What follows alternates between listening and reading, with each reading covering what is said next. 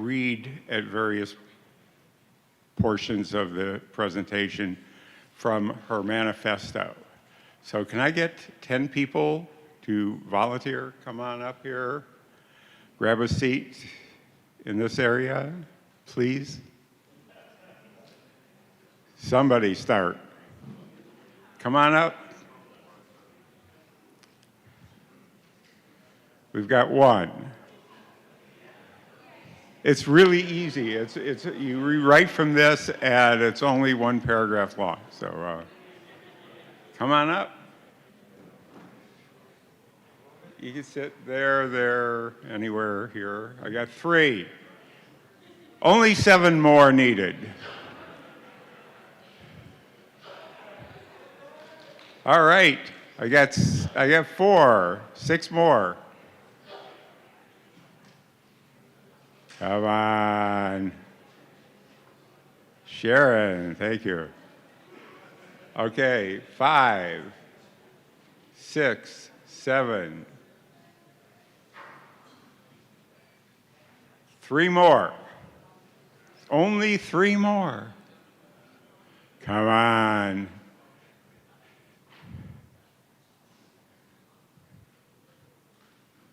You never know where this might lead. Come on. 3 more. 3 more.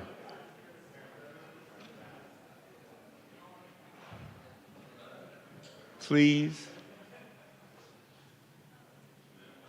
1, 2, 3, 4. Come on. Let's see. All right. 2 more. I need 2 more people. It would really be great to have 10.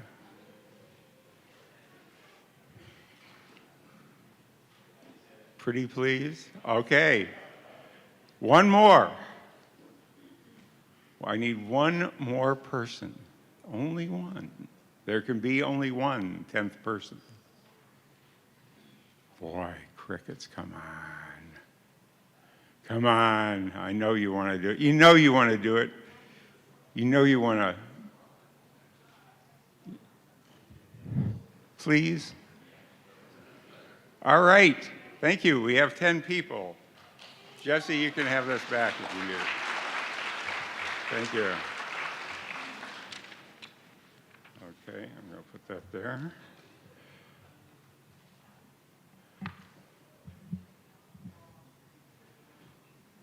Just checking, is the speaker here? Hi. Okay, well, let's get started. So display this page and scroll to the appropriate section. I have no idea how to do that. Oh, there we go. Somebody did that for me. Good. Okay, this community support volunteers for this morning are Eric Fettiplace and Beth Sadler until 11 a.m. Then Andromeda Yelton and Anne-Marie Mesco from 11 to 1. They are located in the back of the room, and they have zebra-striped lanyards.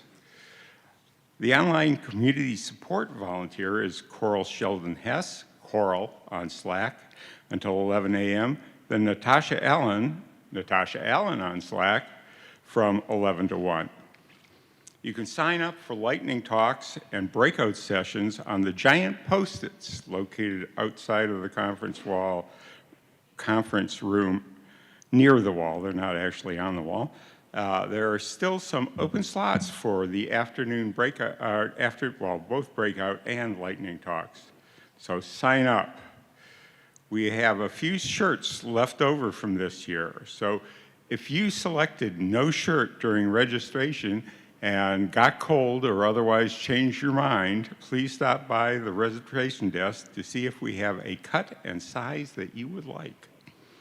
For today's keynote, please use Slack for your questions. The speaker will be able to address the questions from the podium if time allows, or later in Slack. Look for pinned threads at the top of the channel list, at the top of the channel to list your questions. Okay. Beginning a question for the speaker with a capital Q, or even the entire word question, Yeah, in caps, will make it stand out more for the speaker on the hashtag Code4LibCon channel.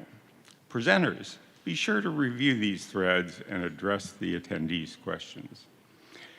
Our keynote presenter, I already said this, really, we need the volunteers, which we already have, so we're set. So here we go. Dr. Patricia Garcia, whoops, I just lost the whole thing. Sorry. I love the iPad, except when you touch the wrong place and it just goes crazy. Here we go. Dr. Patricia Garcia conducts qualitative research on the complex relationships between race, gender, technology, and justice. She is currently partnering with public libraries to study how a computational justice program can support girls of color, ages 13 to 16, develop agentic computing identities. The research involves the design of computing education programs that support girls of color in situating their computing identities within broader self-concepts and in ways that highlight how interactions of race and gender can function as sources of power, rather than simply sites of marginalization. Her other related work examines how harmful data practices perpetuate structural inequities among racialized and gendered lines, and she, with data practitioners, boy, I'm having a hard morning, practitioners, I think I lost a word here, by the way.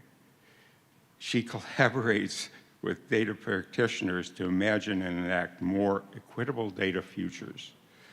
Her work spans the fields of computing education, learning sciences, and youth studies and critical data studies. Please, let's give a warm welcome to Dr. Patricia Garcia.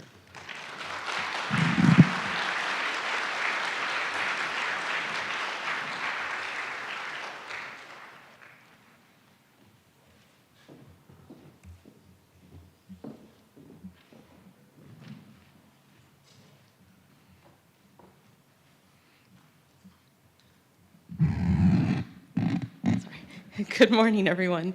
I did not realize how tall this podium was, so I will try my best. I probably will speak from the side awkwardly. Oh, yes, thank you. Better idea than standing awkwardly. All right, thank you. Oh, it's not up there. Okay, sure. So thank you for waking up so early after what I'm sure was an exciting bowling? I'm pretty sure it's bowling, right? Like football bowling. Let me just start my timer so I don't keep you past what I'm supposed to. Okay.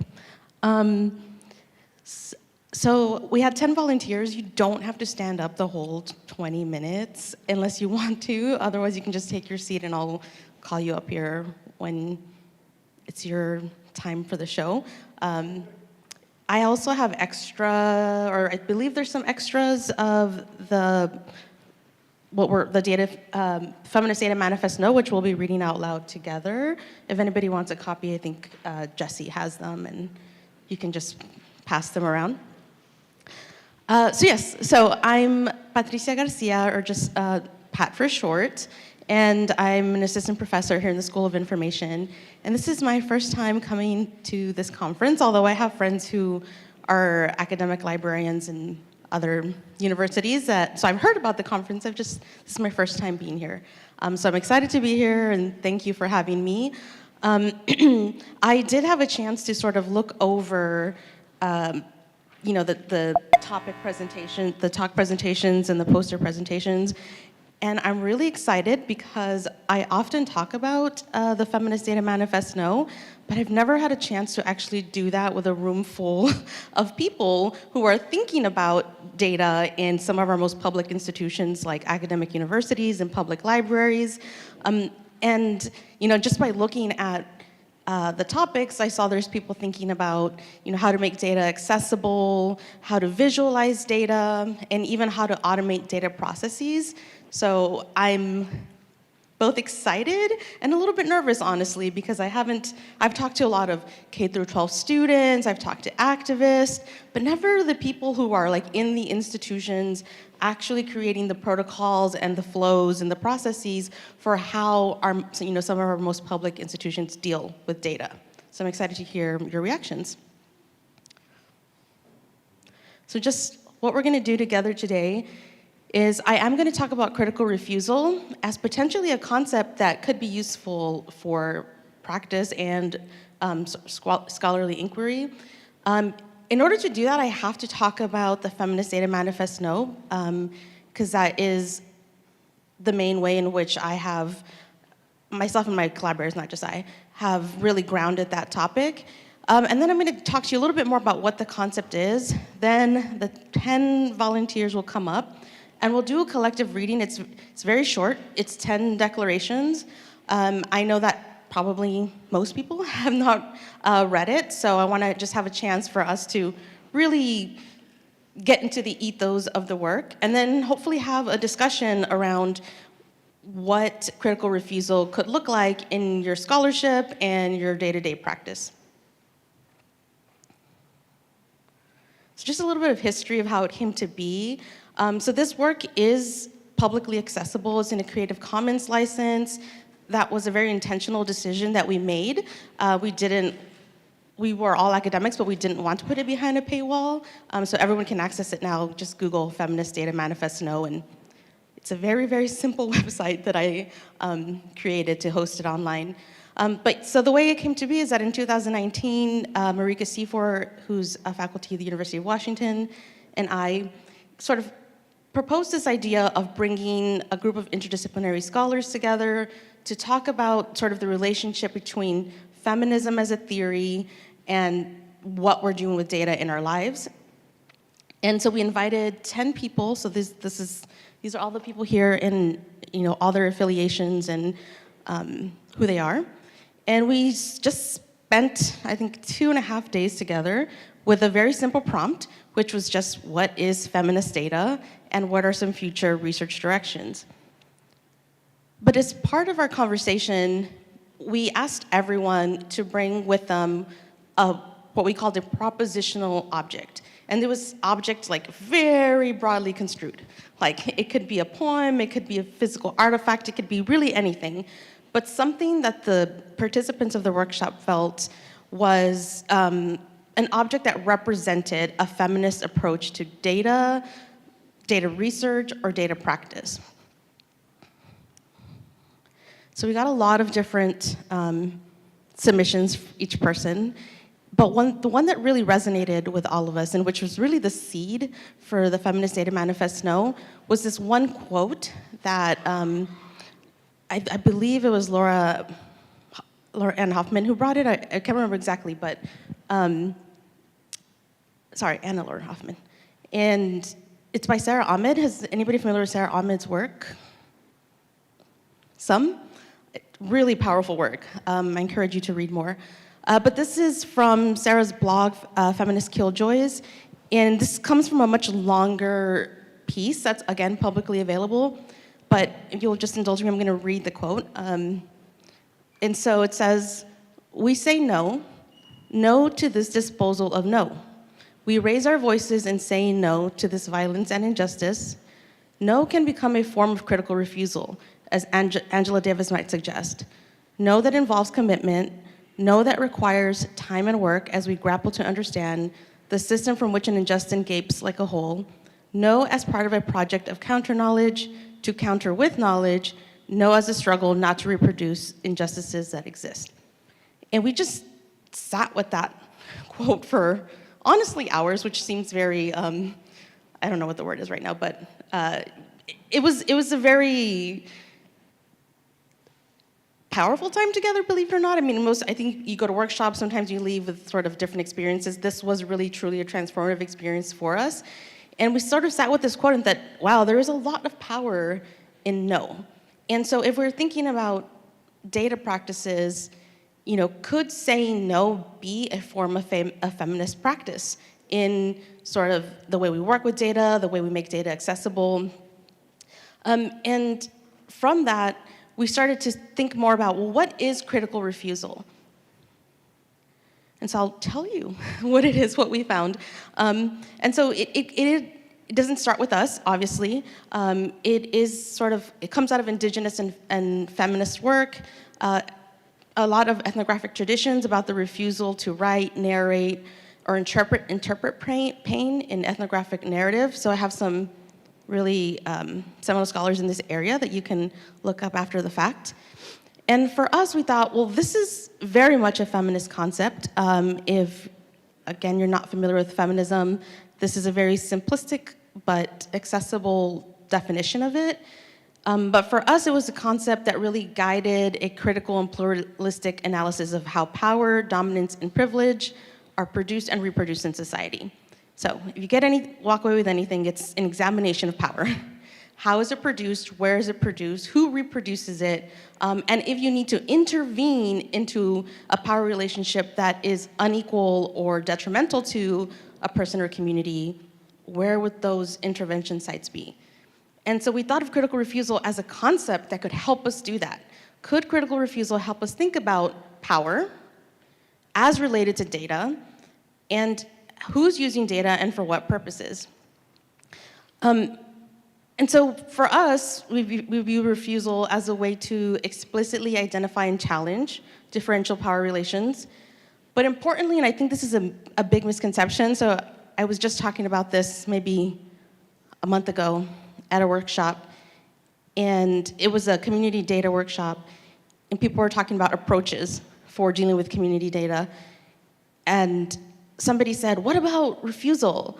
And somebody who didn't know me was like, oh, I'm so over refusal. Like, I don't want to just say no. I want to do something. Like, I'm an activist, I want to do something about it. And I think that that's actually a big misconception about no. So saying no or critical refusal is not just a negation. It's not just stopping something, but it's stopping something for the purpose of opening up room for something different. And so for us, when we wrote the manifesto, we didn't want to just have a bunch of refusals. We wanted to pair them with commitments. And I will tell you that it's very much a living document. These are not all the refusals that you can do, and these are not all the commitments that you can make. It was always meant to be, we wrote it in the workshop, so it was always meant to be a living document that we shared with people, different forms of publics, and then got responses about what could critical refusal mean for you? And like I said, for some K through 12 classes, it's been for kids, literally. How is data about you used in your classroom? Are there ways that you could have some more power over the way data is used to determine your learning, to whatever you all will talk about, which I'm excited about for the Q&A. And so it is really much, critical refusal is very much a deliberate move away from one belief or practice and a considered reorientation toward another. And so just to ground the concept a little bit more and to give credit to a lot of where the ideas around this concept came from, I'm going to just share really brief quotes and talk to you about how they illustrate different facets of critical refusal. So this quote is from Ruha Benjamin. Has anybody read any of Ruha Benjamin's work? Another person that I encourage you to read.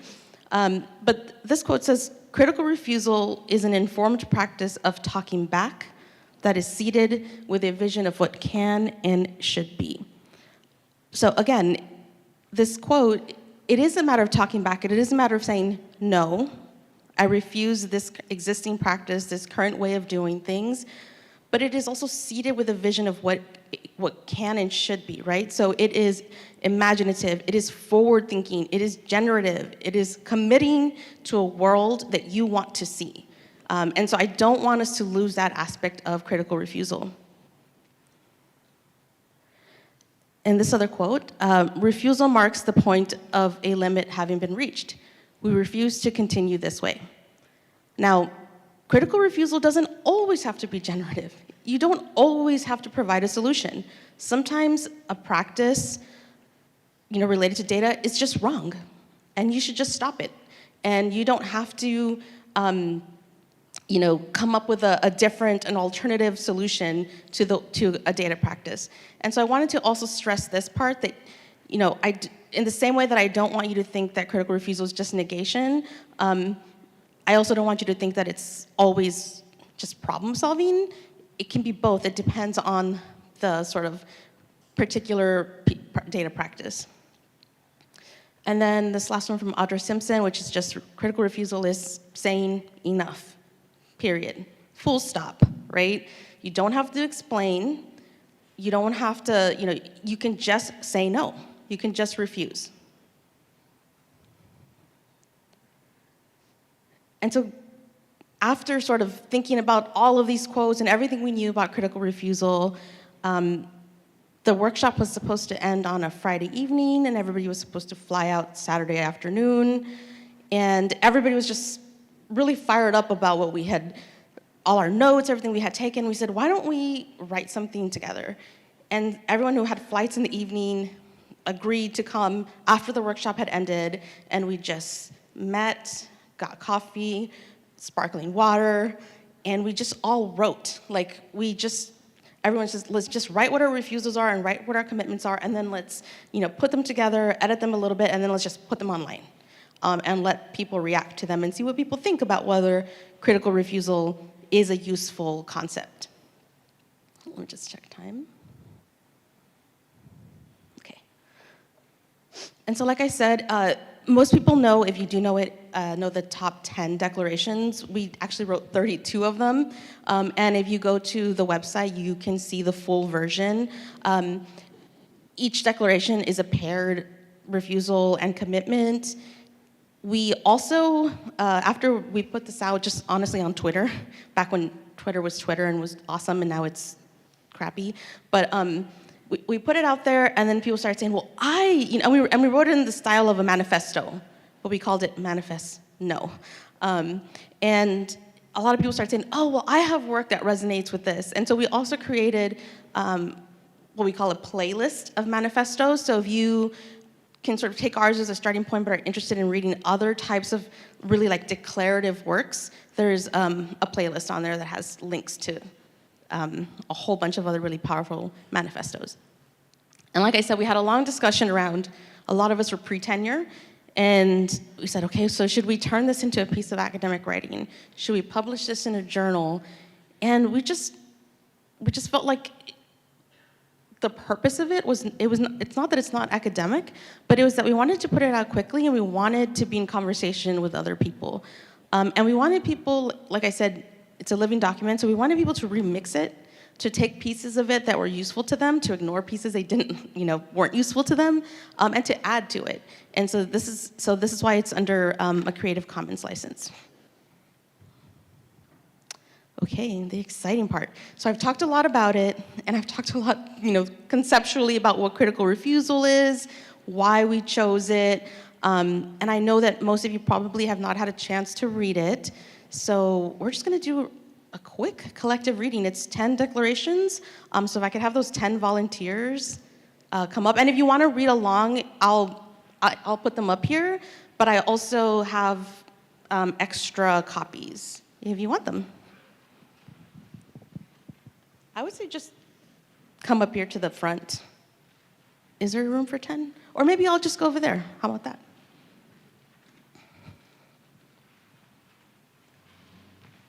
Oh, you have does that work?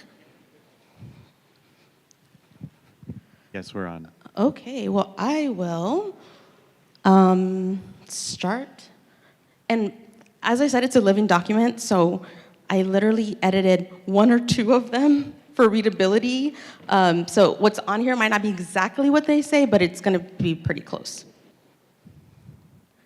All right, take it away.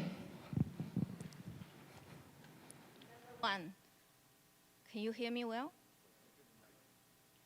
Number one, we refuse to operate under the assumption that risk and harm associated with data practices can be bounded to mean the same thing for everyone, everywhere, and at every time. We commit to acknowledging how historical and systemic patterns of violence and exploitation produce differential vulnerabilities for communities. That's testing my English. Test, test. There we go. We refuse to be disciplined by data, devices, and practices that seek to shape and normalize racialized, gendered, and differently abled bodies in ways that make us available to be tracked, monitored, and surveilled. We commit to taking back control over the ways we behave, live, and engage with data and its technologies.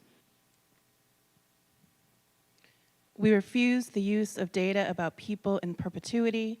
We commit to embracing agency and working with intentionality, preparing bodies or corpuses of data to be laid to rest when they are not being used in service to the people about whom they were created.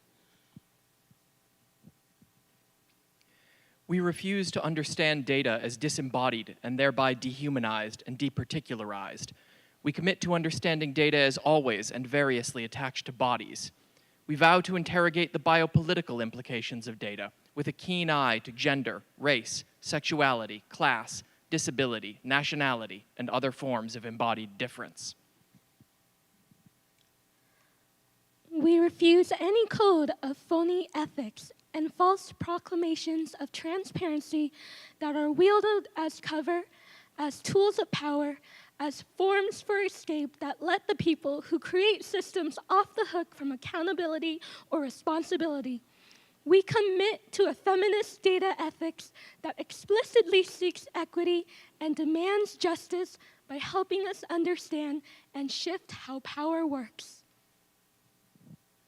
We refuse extractive forms of data science that monetize and hyper-individualize the human experience.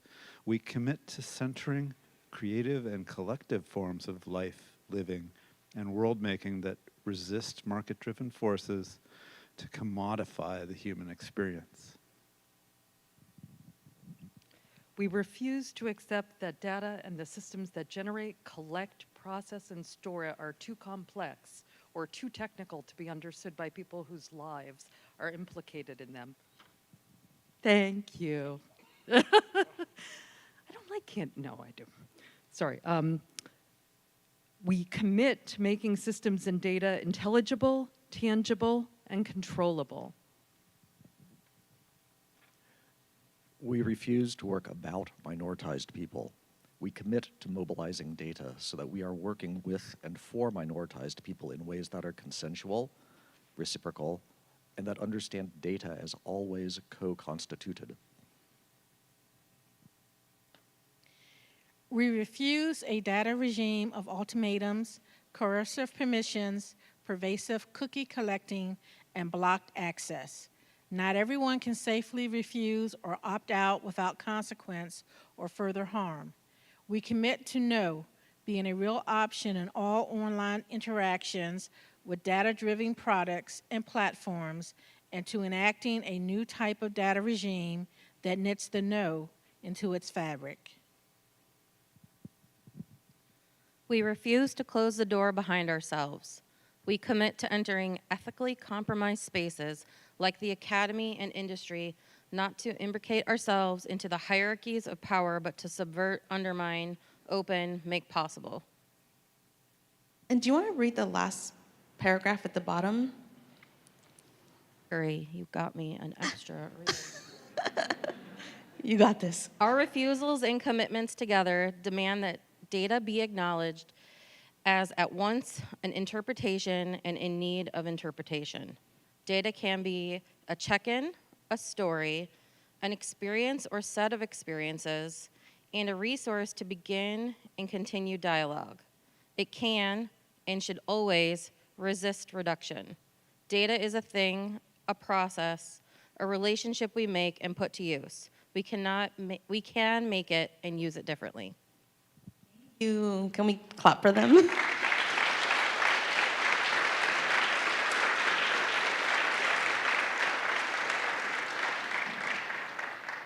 Okay, let me check time. I'm actually doing really good on time. Yay! I'm glad that sometimes I wonder like, oh, is there time to do it? But I find that doing the collective reading is, I don't know, every time I hear other people's voices reading out loud these words that we wrote, it's very powerful for me. Maybe that's a little bit of navel gazing, I hope not. But I hope that you now understand, what it is that we wrote, how it's informed by critical refusal, and how it's thinking about, refusals that you can do with data, and also how we can make real commitments. And so and obviously I am very happy to talk about this in the Q&A. I want to sort of, start ending the presentation with this idea that often when I do these presentations, people are like, well, that's great. That's pie in the sky. That is, I don't understand what this, hoity-toity academic language means for me in my everyday practice or research. And the reason I love workshops and talks is because I get to have people sit with the words and actually, you tell me what it means for your research and practice, right? I don't know what you do on a day-to-day basis. I'm hoping that it just sparks some ideas, and that's always how I like to end. And so I want to end with this other quote about refusal, which is that refusal is insistence on the possible over the probable. And the reason I like this quote is it pairs with this other quote. It's not up here, but it's Mary's or Nazi, where she writes, "If we follow probability, there is no hope. Just a calculated anticipation authorized by the world as it is." And so to me, I think this idea of focusing on what is probable, like, well, we can't refuse this because this is probably what's going to happen. It's giving in. I think, as Mary says, it's a calculated anticipation authorized by the world as it is, right? So you are, there's no risk, there's no imagination, you're losing opportunities to make the world a different place, to make the world a place you want to live in, and look the way you want it to look. And so to me, you have to insist on what's possible. Now, obviously I wish I could say burn it all down, but I know that we work in institutions with our own limitations, whether they're institutional policies, whether it's funding, whether it's our time, our commitment to our families. There's a lot of sort of things that we need to take into account as we're thinking about what critical refusal means in our lives. And so that's why it's not what's probable, but it's what's possible. It's to push yourself a little bit further than where you think you can go.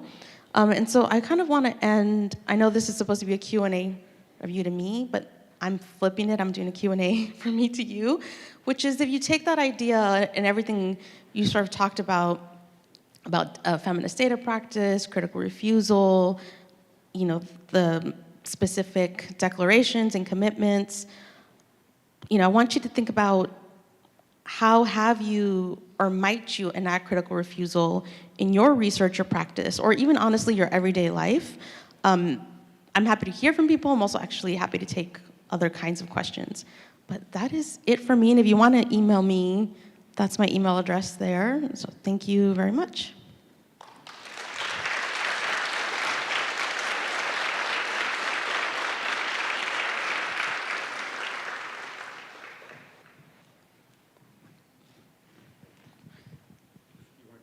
Sure.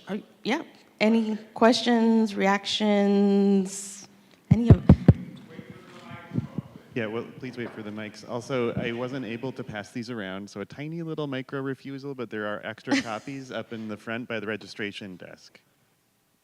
Wonderful presentation. I have a question about the point number 4, understanding data as disembodied, the refusal of that. I feel like in library land, when, to the extent that we work with data, it has to be de-identified because of the Patriot Act and surveillance and all this stuff. So I'm curious if you have any ideas about how to reconcile, yeah, any thoughts on that? Because there are, and to a certain extent too, like the myth of anonymity, when of course, like Facebook and these places, they know exactly who we are and they can connect our anonymized profiles across different things. But that's sort of also separate from what libraries can and do. So if you have any thoughts on that. I hope we can treat this as a conversation. What are the, why do we anonymize data in libraries? Because we don't want to be able to be subpoenaed to hand over patron checkout history to the government. Okay, so you're talking about library statistics? Like patron usage specifically? And that's a big part of what we also want to know is how many patrons are using the library, what zip codes are they from, and as a proxy of like what classes and socioeconomic categories are we serving? Yeah, so I think in sort of what we mean by data as disembodied, dehumanizing, departicularized, I think that you are adding context to that data in other ways. Like you said, you're sort of taking a data point like usage and you are perhaps triangulating it with like zip codes or maybe like what types of resources are being checked out.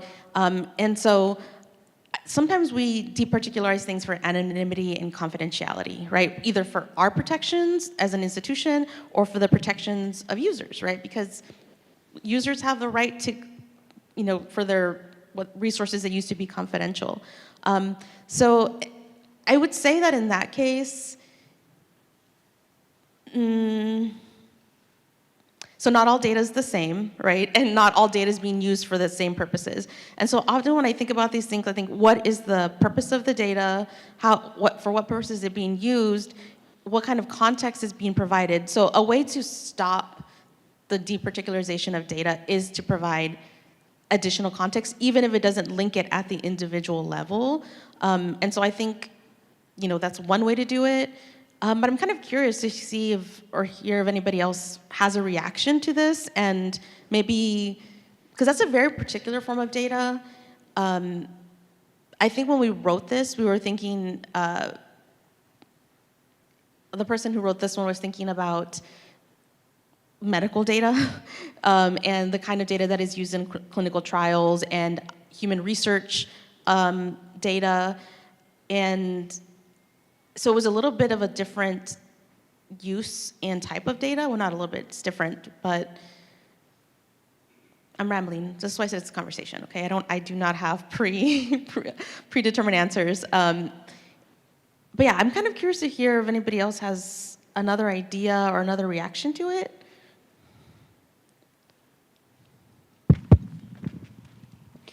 All right, I'll bite. Go for it. So I was actually thinking about biomedical data when the other person was talking about this as well, because of the FAIR and the CARE data principles, which I noticed you have the CARE data principles on your playlist. Mm-hmm. And the way that indigenous populations are reacting to the way that they've been treated in the past by the NIH and these other government entities. But that's also precisely why HIPAA and clinical trials do what they do, because they know the point of the study is to make sure that there is difference within their studies, to make sure that there's a diversity of populations, and so that they can come up with different solutions to different problems in that clinical trials kind of realm.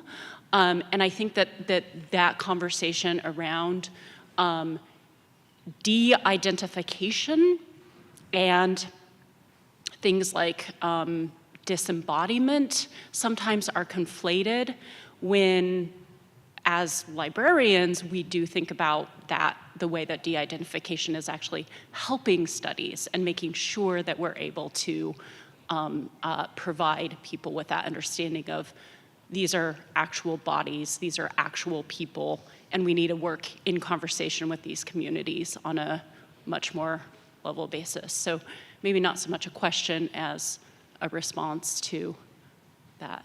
Yeah, and I think, if you remember that critical refusal, that we're positioning it as a feminist practice because it's a lens to help you think about power and power relations in relationship to data.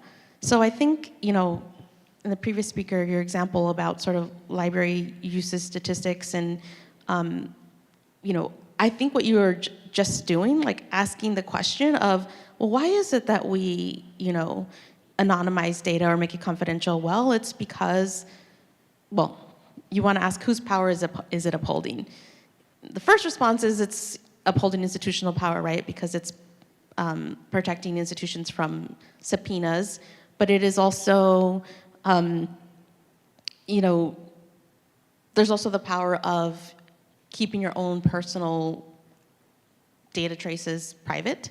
And so I think, honestly, it's doing an analysis, and I think that's really the deeper point, which is we take these day-to-day data practices in our research and work for granted, and we just assume someone at this institution has decided that this is the way that we handle data. And we enact them on a day-to-day basis. And the point is of the Feminist Data Manifest No is to do that, to ask those questions exactly like you just did. So to stop and pause and say, well, we do this one thing, why do we do it? Who is it protecting? Is there another way that we should be doing it?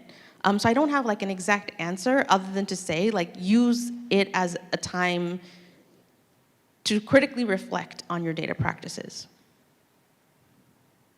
Any other questions, thoughts? There's one over there.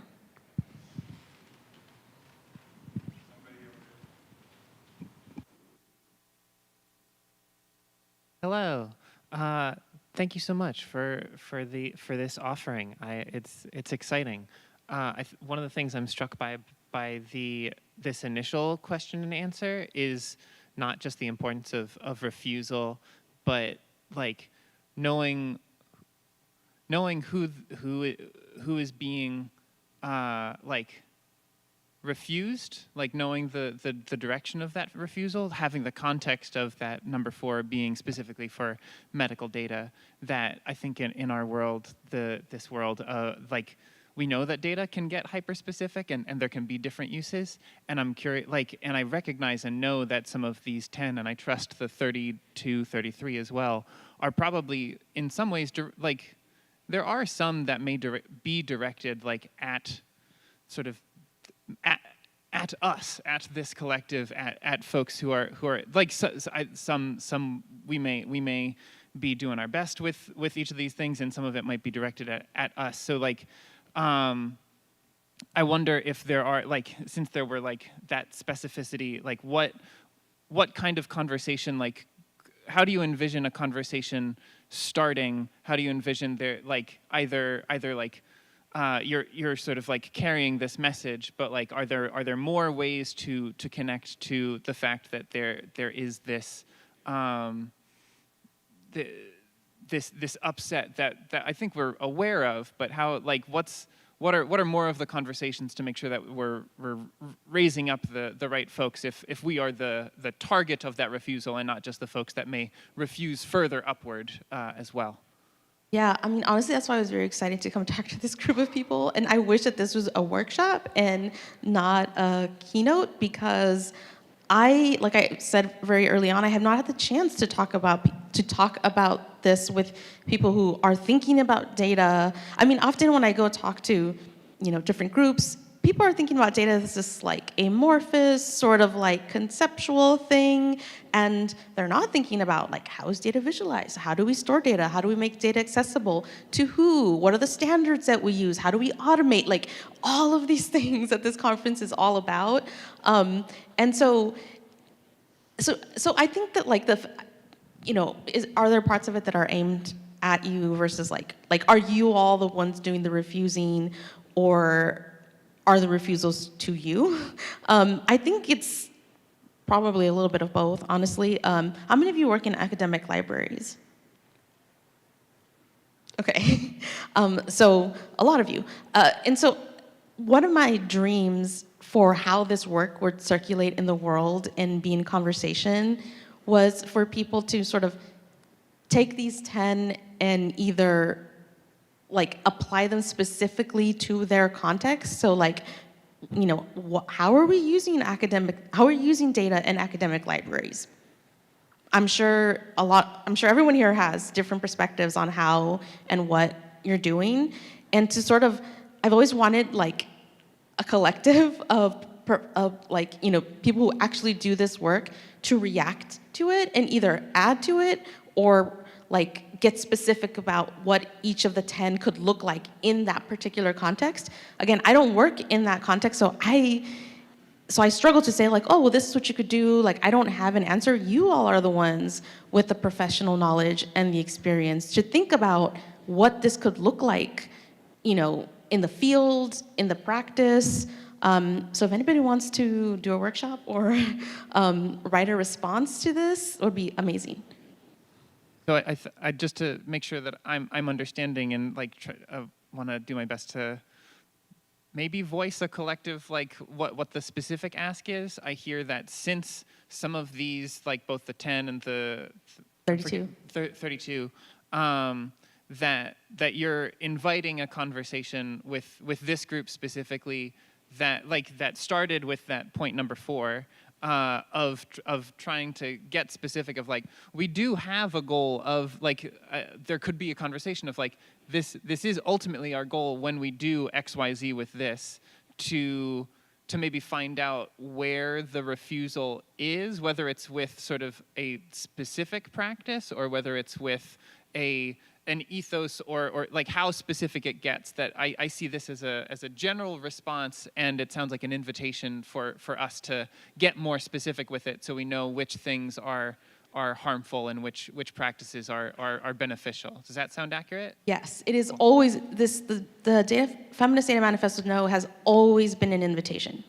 It is not prescriptive in the sense, or normative in the sense that, oh, everyone should do it this way. As you can tell, I got a little bit specific about like, oh, this one actually came when we were talking about medical data, but we tried to make them as general as possible so that people could interpret them in their own context. Again, because they have the knowledge and the experience from their context. But like, for example, number 3. So this one came about in a discussion about data archives and, what kinds of data should we be archiving and how long should we be keeping them, and is data reuse, like I know we archive data for reuse purposes.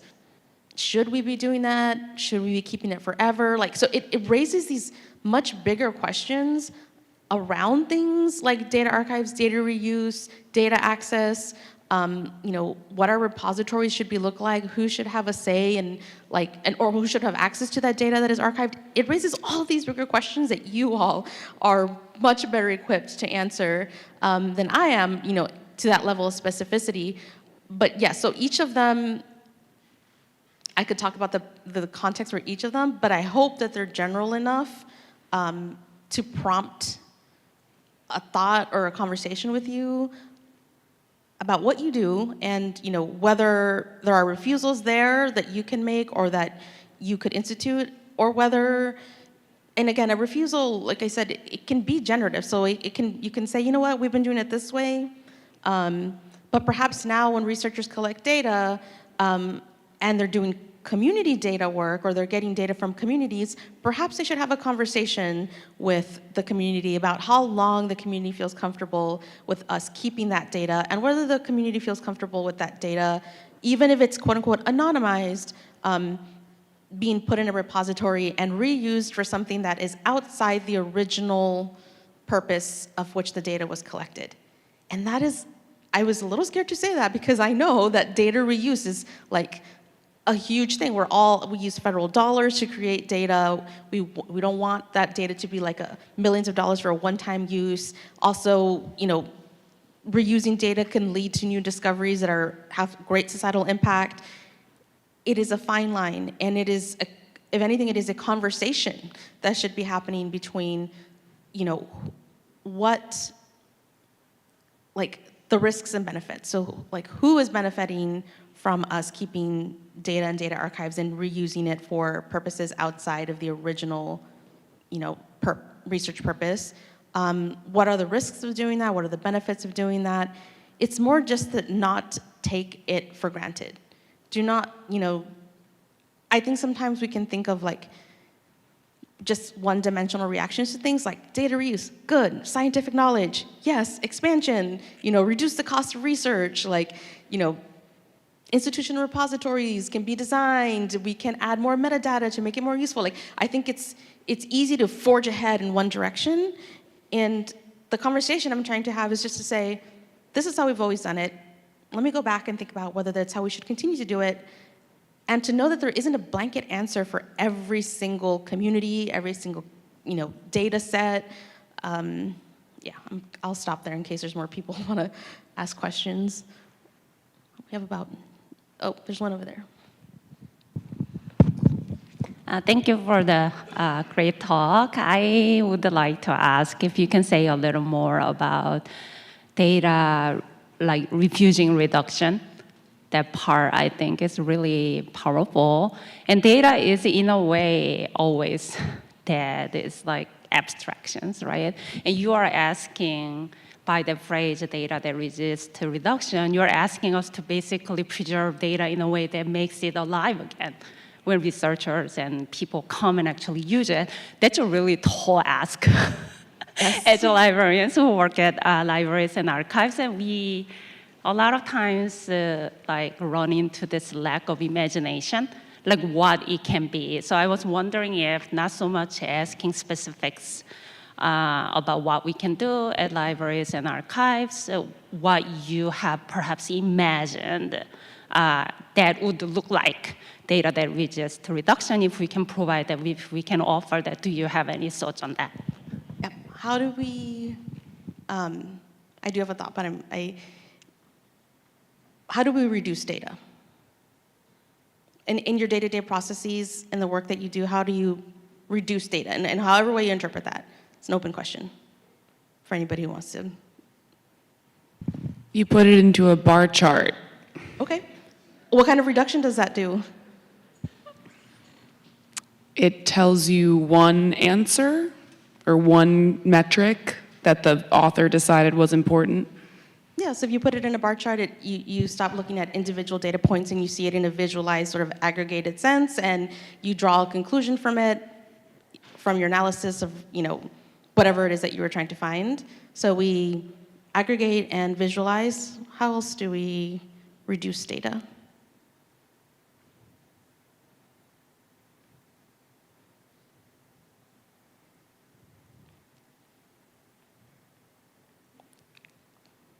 You can give it a specific name. You can say this is data about women, when in fact it represents a diversity of people, of genders, of races, et cetera. You can say this is a population of disabled women of a specific race, when in fact there's maybe they're also something else that you are missing. Okay, so we group data, we abstract qualities of data, and we do this for reasons, right? We're not doing it because we're evil and we want to departicularize data. You do it because it helps make it more interpretable. It helps make data processes cleaner. And so then my next question then would be, how do you add back, or if you were going to add back richness, or from using the previous phrase of like seeing data as dead versus making data come alive, what would that look like? How could you make data come alive? I'm going to cheat because I have the mic already, but I'm thinking that coming alive might be not getting rid of the outliers, bringing back the outliers and saying, what do these bring in? What do they add? What color? What meaning? Yeah, that's a good one. That's actually not one I've heard before. I always hear like, I just saw that I got a 5-minute warning. The one I often hear is adding more context. And again, I have not talked to a group like you before. And when I think of context and data in academic libraries, I think about metadata. In other contexts, I've talked to lawyers, they have sort of different perspectives. But I think one way that you can not reduce data is to continue to think about ways to enrich the context and the provenance of data when that data is presented. That's just a very top level idea. When I think of context and data, I think metadata, some of you went like, So I'm really interested to hear about what else. There was someone over here who had a question. This is the last question, please.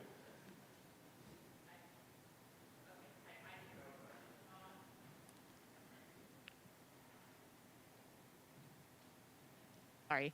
Okay, well, I'm going to pass off the mic because I think you just said more eloquently the thing I was going to respond to your earlier question. So. Oh, what was it though? I was just going to bring up, in terms of adding richness back into the data, telling the story of how the data reduction happened.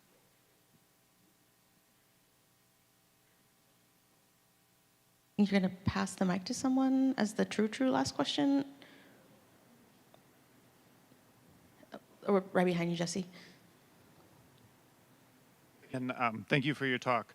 I'm wondering, so I wanted to ask a question about your comment that sometimes when you refuse, you do not have to offer a solution, and I really appreciate that. It's not the responsibility of a person who did not create a problem to have to provide a solution to it. However, I wonder in your research if there's actually a concept of a vacuum of sorts. Specifically, so like maybe as a toy example, if I make a refusal in a specific instance to, say, Google, does that open up an opportunity that draws in Facebook or some other entity to do that? So there's that. I just wonder if there's a risk with this sort of like vacuum drawing in an opportunity for another, say, bad actor that we'd want to avoid. Yeah, I mean, refusals are not mutually exclusive and they're not zero-sum. So like, I guess, I mean, I think this is probably most relevant in our own personal lives in terms of, if you use DuckDuckGo or like some of the other things I do is I talk on like public radio about like what can the regular everyday person do to protect their privacy, and there comes this sense of like, what's not fatalism, but like the sense of there really is no escape. Like if I tell someone, oh, you can use DuckDuckGo, and they're like, yeah, well, that's great, but I also use Facebook, so I guess they're still gonna get my data, or, and one of the things that someone once said to me is it was like, the biggest defeat for change is the idea that small changes don't mean anything. And so this idea that we sometimes don't do anything different because we think, well, if I do this, it opens the door for that, or there's really no point because there's all these other ways in which data extractivism can come back in. Yeah, I mean, I would say that is true, that there's probably openings. If you refuse for something, you make room for something else. And I think it is an active, constant process, but I think that possibility should not stop you from refusing. But in your calculation of, if I refuse this, it shouldn't just be like, what is then going to leave my life, but is exactly the calculation that you just made, which is, by refusing this, does it open the door for something else, hopefully that you do want, but potentially something that you don't? And that's, again, it's so contextual, it's hard to give sort of big answers, but I think that is a good point. And I think I'm at time. Thank you, everyone. Thank you so much. Okay, so next up is a 15-minute break. With the exception of folks who have lightning talks, who want to put stuff on the computer, you should do that right now. Also, if you have a upcoming presentation that's not yet on the computer, you should do that now. So we will see you in 15 minutes.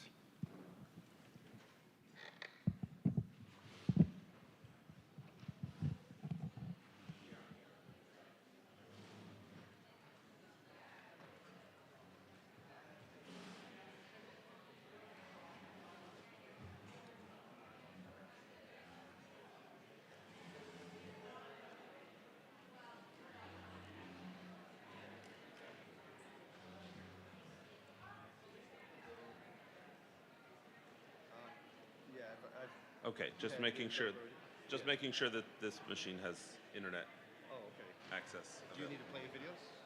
You're doing one of the lightning talks, right? I am doing a lightning talk. It's got audio and scrolling text that goes with it, and I was hoping to be able to talk, not over the audio, but like play some audio, talk about it, play some audio, talk about it. So I don't know how that plays with the live stream echoing whatever's. It should be fine. I'll just improvise. I can double check with Dave. It should be fine. But you know, even like while the audio's playing, I just cover and hope for the best. Or I didn't set up this event, so I don't know how the audio is routed. But it should be fine. I'll double check. Okay. All the audio coming through here, we'll have it muted on the camera. I mean, the camera's getting the audio from the house feed. It's a very yeah. I know that yesterday when people were playing videos, they had to like crank down the room audios or the video would echo on the live stream. But because it's playing through the mic here. Yeah. It's only going to be a minute. It's not really worth. You could actually turn this off. Okay. And turn it back on. Cool. It takes about a second and a half. I gotcha. For it to, turn on. I appreciate it. So, but hold on. Are you going first? No. Hey. I just have a lightning talk, and I have a bit.ly for Google Slides that I want to just get my slides up. Yeah. So is this the? This is not the one.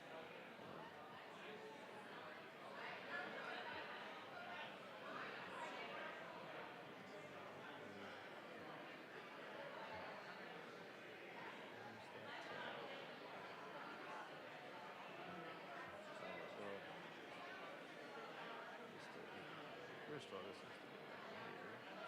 Okay. I just right here.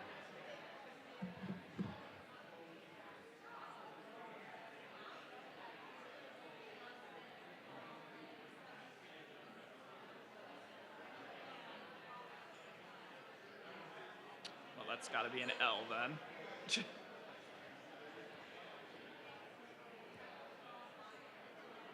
That's me. Hey there. Hey, we just have a Google Slides. It's a talk. I can put in a tiny URL.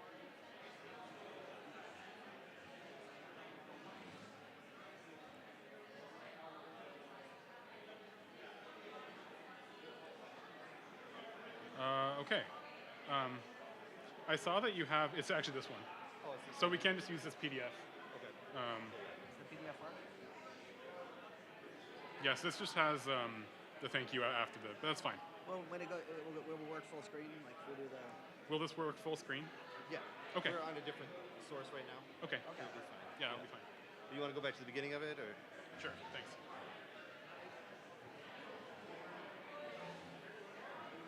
Hey there.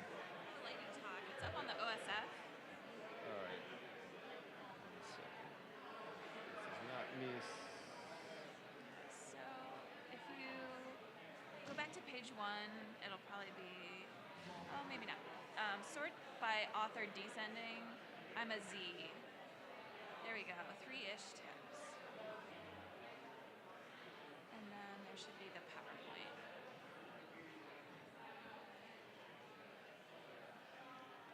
I hate that there's not an obvious download button, but if you go to the 3 dots menu, if you scroll up a little. The 3 just. Okay. Perfect.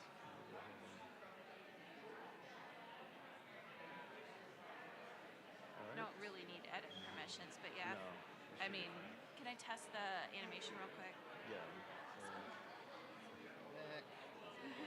I'm not going to do the. No worries. I'm just gonna click on that guy. I'm like realizing, oh yeah, shortcuts are probably different. Yeah.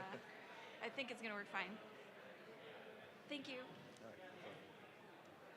You know what order the I'm lightning probably number talks are going 8. in? Is I think the slot I put up, but yeah, I think we. Yeah, 'cause they haven't. It's very crazy. Like I'm getting people coming in. I'm like, I don't know who's going when. Of course, I'm happy to just alt tab until I find it. Okay. I think I fixed the permissions, so I'll just bring it up again.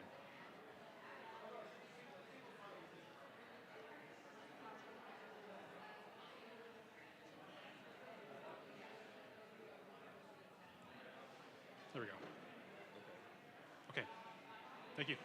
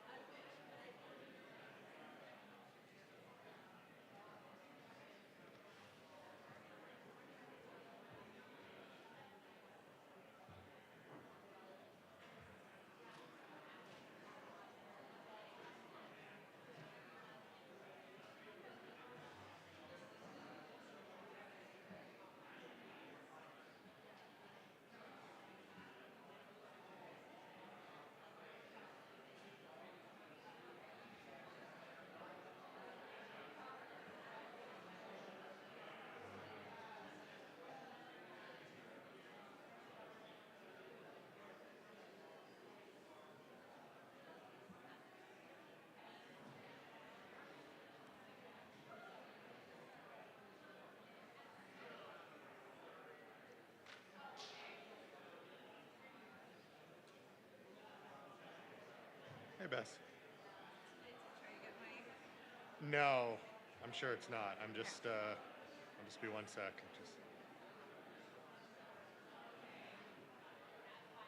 Macs are not my strong suit.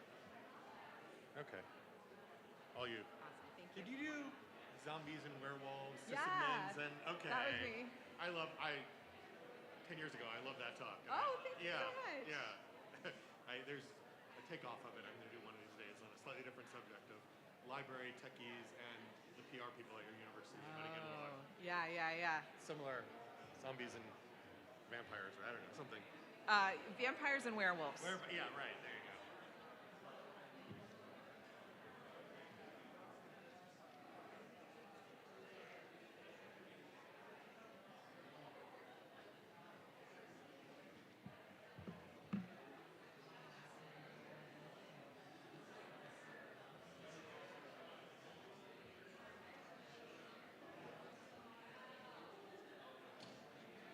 Are you getting your talk on here?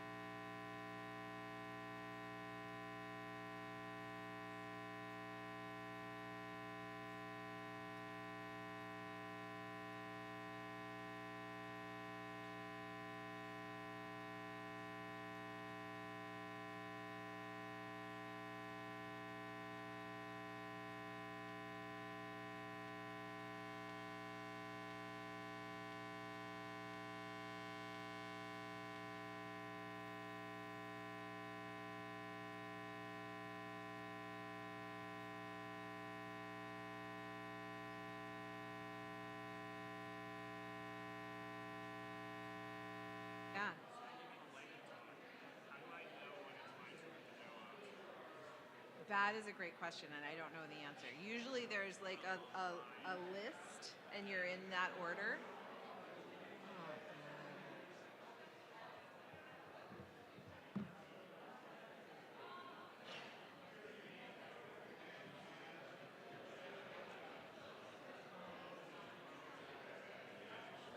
Something at a time? No, I'm just trying to help out. Okay, great. Okay, that's my talk.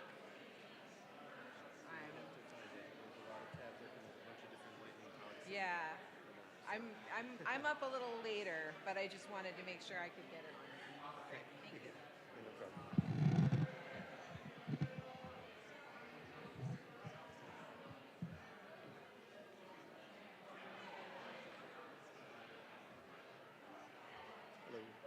I can just get my presentation here, right?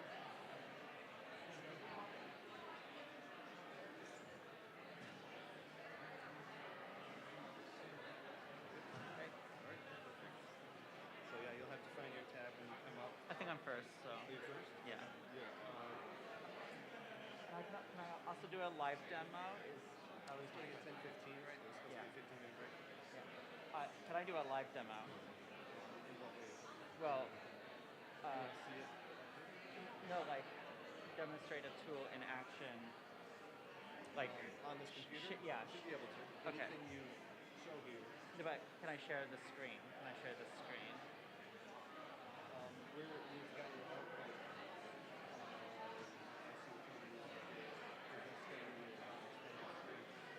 Yeah. Let me see how Could we just do? I think it's duplicate. Hold on. I think it's. Okay, if we do mirror or duplicate. Yeah, let me see. Okay.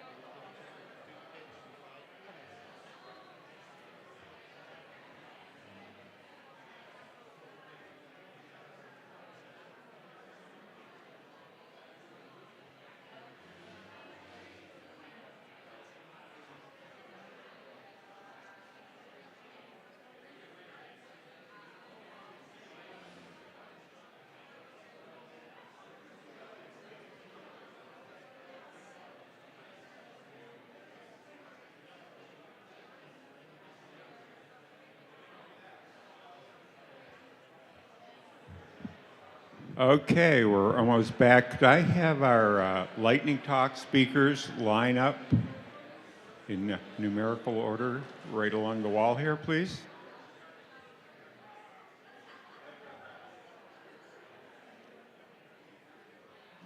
Are you a lightning talk speaker? What's your name? Michael Walton.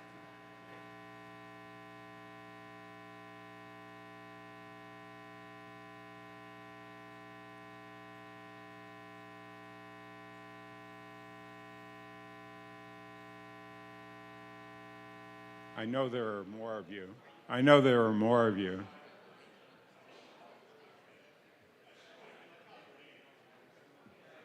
I got 1, 2, 3,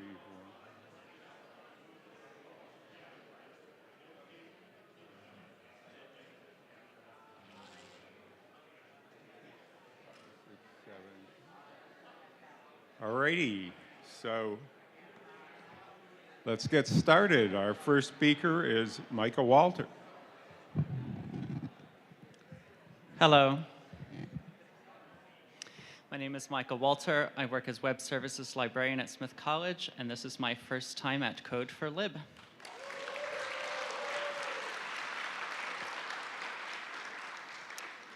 So this is going to be really quickly, but we have an offsite storage facility that has over 800,000 items in it, and we needed to scan all of those items into high-density storage in one summer.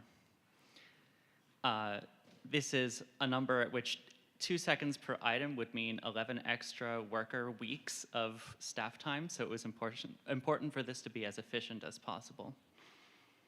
The first thing I did was, so we had a system that was in use 5 years ago, but it sort of needed to be rebuilt. So I wasn't working from scratch here, but I did design the database from scratch again. It was very important to start with that. I just want to point out one thing there in the lower left. Instead of deleting items, if they were deleted, I just set a flag for active from true to false so that all the logs for that item would still be visible. So this is the kind of decision making you need to do up front rather than down the line. One other thing is that every single table here has a primary key. Don't use a barcode as a primary key, because if that barcode changes, then that will mess with your logs. So it doesn't cost you anything to just add a primary key to every table. These are some of the tools that I used. The front end was using React. The back end is written in PHP and uses the Yi framework. Separating your front end and your back end and then using APIs is a really helpful way to separate the database side of things and the user interface side of things. And Postman is a great tool for using APIs. GitHub Copilot is really, really helpful. I found it helpful. I'm suspicious of LLMs too, and this is a useful tool for me. And tracking your changes in GitHub is really useful as well. I'm just going to do a very quick live demo here.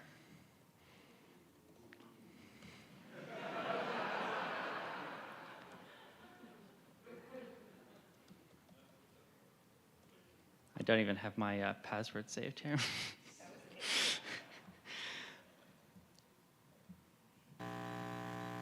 So this would be scanned in with a barcode, but I'm just typing in random data. So there's a validation saying it's checking against FOLIO, which is our library system. It says they can't find a record for this. We generally want everything to have a record there. But special collections are not in there, so now that is not a problem anymore. I'm just going to add one more item here.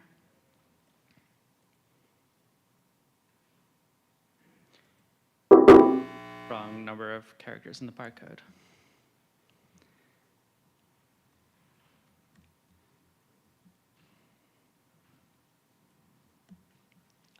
And I'm just going to look at, so when you scan these in, you just scan the tray and the items, and then you go to the second pane, scan the tray and the items, and then add it to the system. And I'm going to show what it looks like when I'm looking in the back end. You can edit the number of, you can edit the data that are that have been added here. You can change collections, and any changes will be logged, and you can see them in the item logs.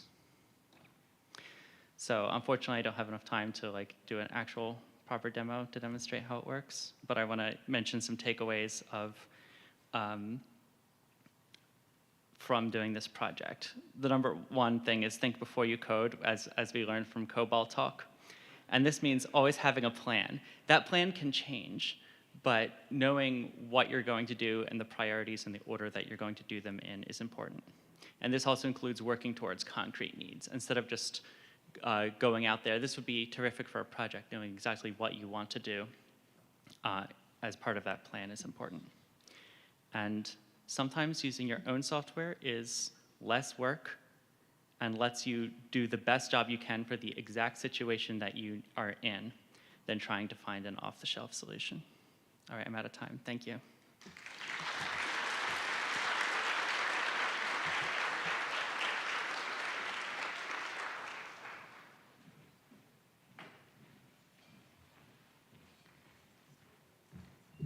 Next up, Maccabbee Levine.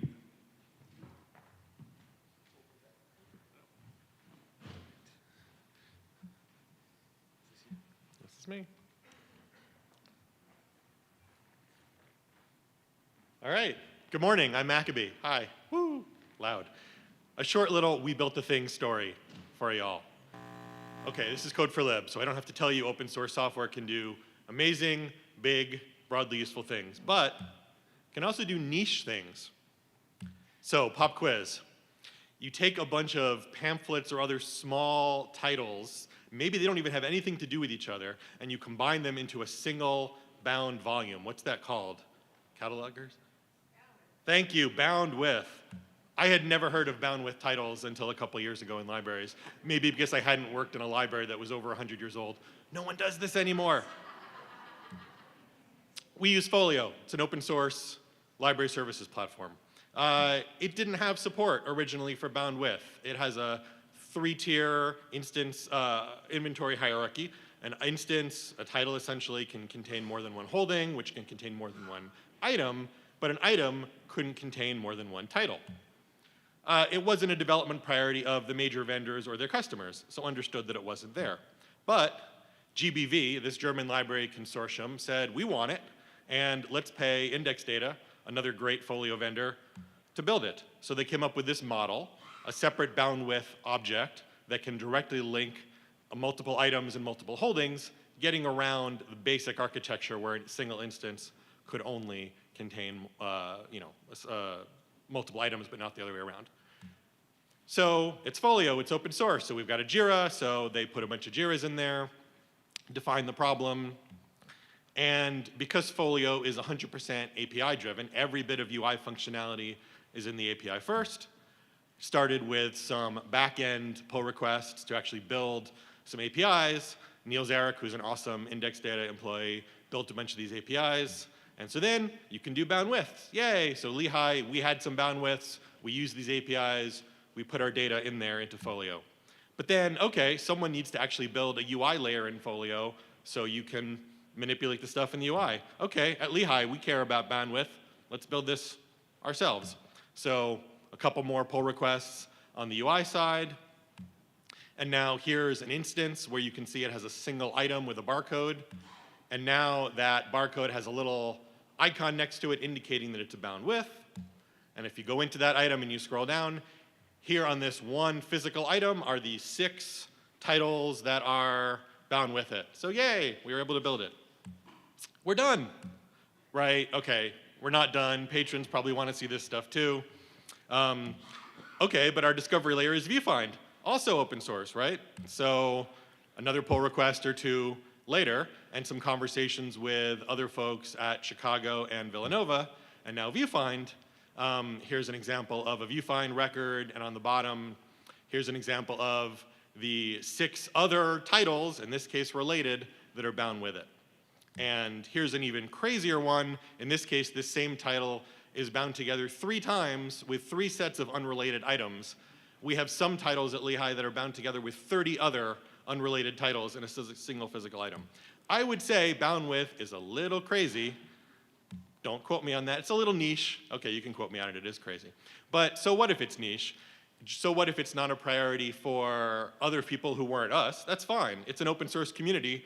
Let's do it anyway. Open source can do niche. If we've got an open source library services platform and an open source discovery layer, Folio and VuFind, we decide what's building, what's worth building, not up to one major vendor or one major point of control to see what it's doing. So we build it, we contribute it back. Support has been in Folio for the back end for a couple years now, but the UI layer is available in Folio since the Poppy release last year. And the VuFind side will be available as soon as we release version 10 next month. So short little we built it story for you. Slack me with questions and stuff. Thank you.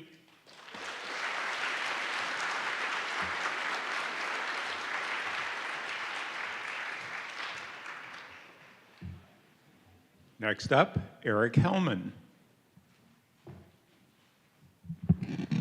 Hey, everybody. I would like to request your help with a bit of critical refusal. So I do a lot of work for Project Gutenberg. Project Gutenberg is a 53-year-old organization that invented the ebook. It invented open access. And in addition, it has had privacy policies and processes that are much more privacy considering than anything I have seen in the library world. So I like that. So in early April, I was asked to give my opinion about a fundraising initiative for Project Gutenberg. So if you go to Project Gutenberg now, you will probably see a pop-up if you're using Chrome that talks about a fundraising experiment. And it is asking you to install a Chrome extension from a company called Give Freely. Now, Give Freely is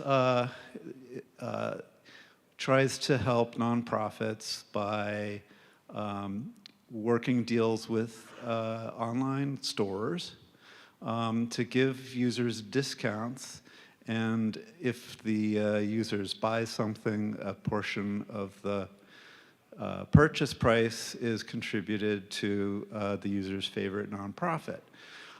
It's sort of like what Amazon Smile was, but it turns out it's a little bit different.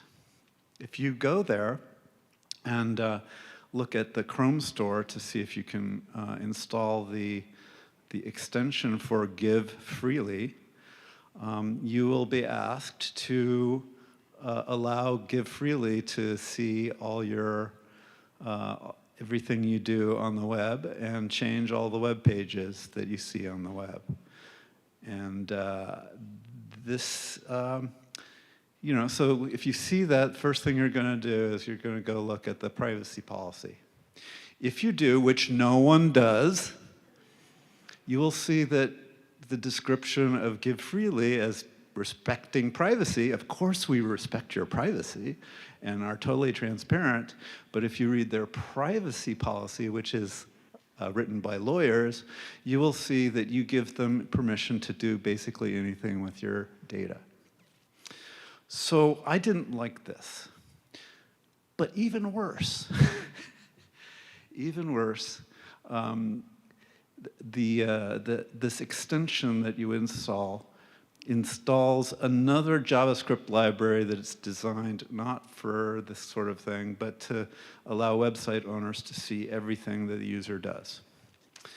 And if you look at the Chrome store and see all the reviews of this extension, you'll see they are all created synthetically by imaginary people and friends of the founder of Give Freely. So what I'm asking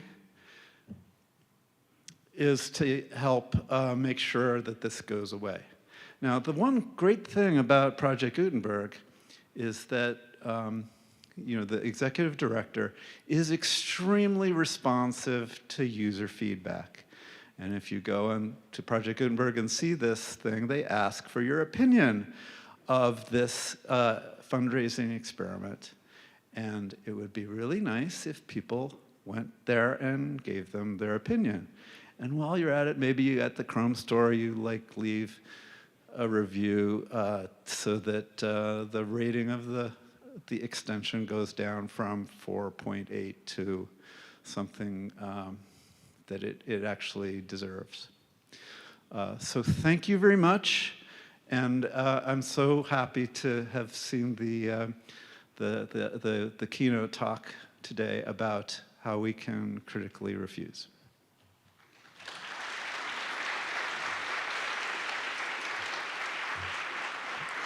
Next up, Michael Klein.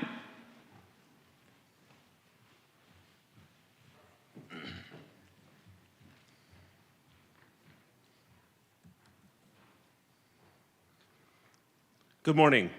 My name is Michael Klein. I work at Northwestern University Libraries, and I'm here to talk about a personal project, not a professional one, that I mentioned in Slack yesterday. In 1993, my 91-year-old grandfather, about a month before he died, sat down for 7.5 hours with a professional oral history interviewer and talked about his entire life from his birth in 1902 up until about 10 minutes before the interview started. And I have been in possession of these audio tapes for a long time.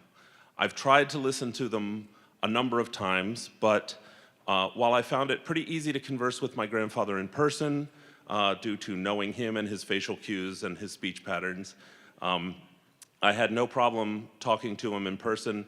But on a recording, lacking all of that stuff, I found that the graveliness in his voice due to his age and his thick Eastern European accent really got in the way of me understanding a lot of what he was saying. So it never occurred to me until just 3 or 4 weeks ago, hey, you know, I have access to all this audio AI transcription stuff at work. Why don't I apply that to my life as well?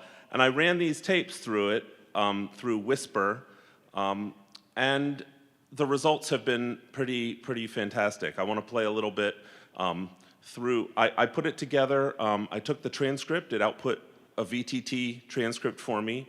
I created a IIIF manifest for the audio and the transcript together, and I threw that all at a React component called Clover IIIF, which is an audio-video image display, IIIF display presentation component developed at Northwestern and maintained through the Simvera community.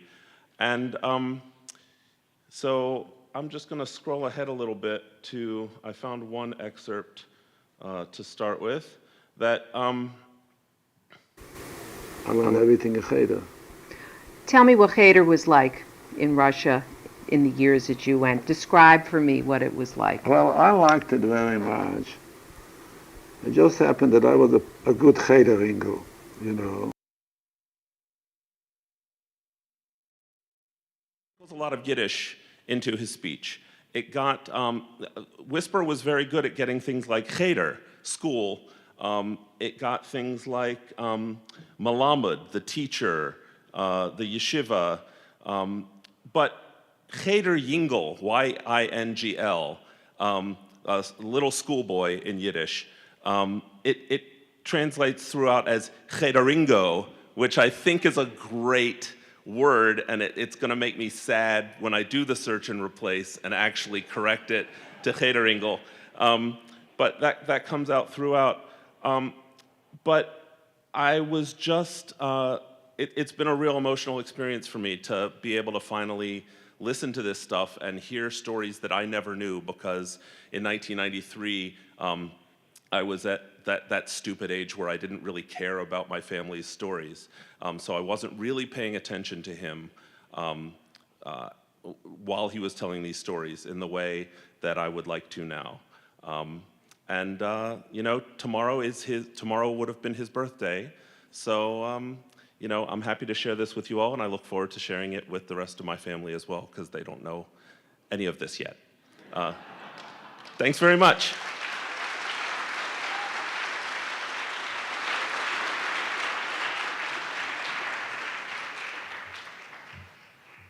Next up, Didi Crema.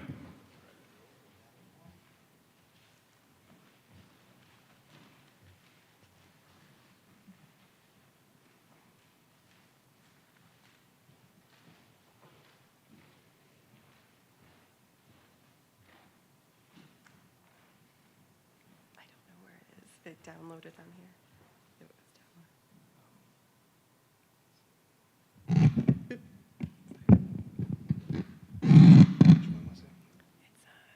it actually has my name on it. It says DD. It was on the desktop. There it is. Yep. Thank you.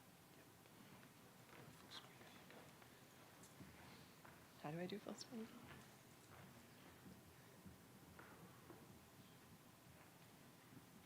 Sorry for the technical difficulties.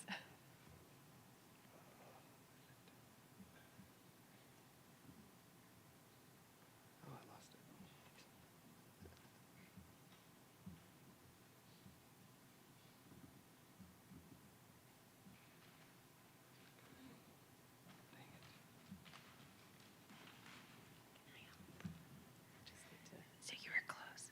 If you go back, click on it, and then open.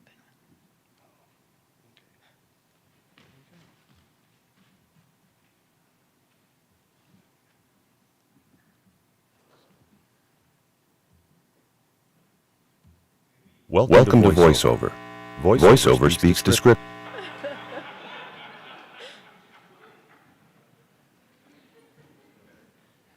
All right. Hi, everybody. My name is Dee Crema. I'm a software engineer at the Library Technology Services at Harvard. This is my second Code4Lib, but my first talk. So, thank you. So today I'm going to talk about a project that we had come through for ETDs at Harvard. ETDs, just to remind you, are electronic dissertation and theses, or theses and dissertations, if you follow the words. It was a project that came up to automate exported ETDs into our discovery and preservation systems. So just a little brief history. We had various iterations of vended ETD software over the past number of years. We started with ProQuest. They moved to Vireo, and then it's my understanding that Vireo required a little too much manual intervention, so they went back to ProQuest. During all of this time, there were some Python scripts that lived and imported our ETDs into Dash, which is Harvard's flavor of DSpace, but it didn't really ever, most of them never got into our DRS, our digital repository system.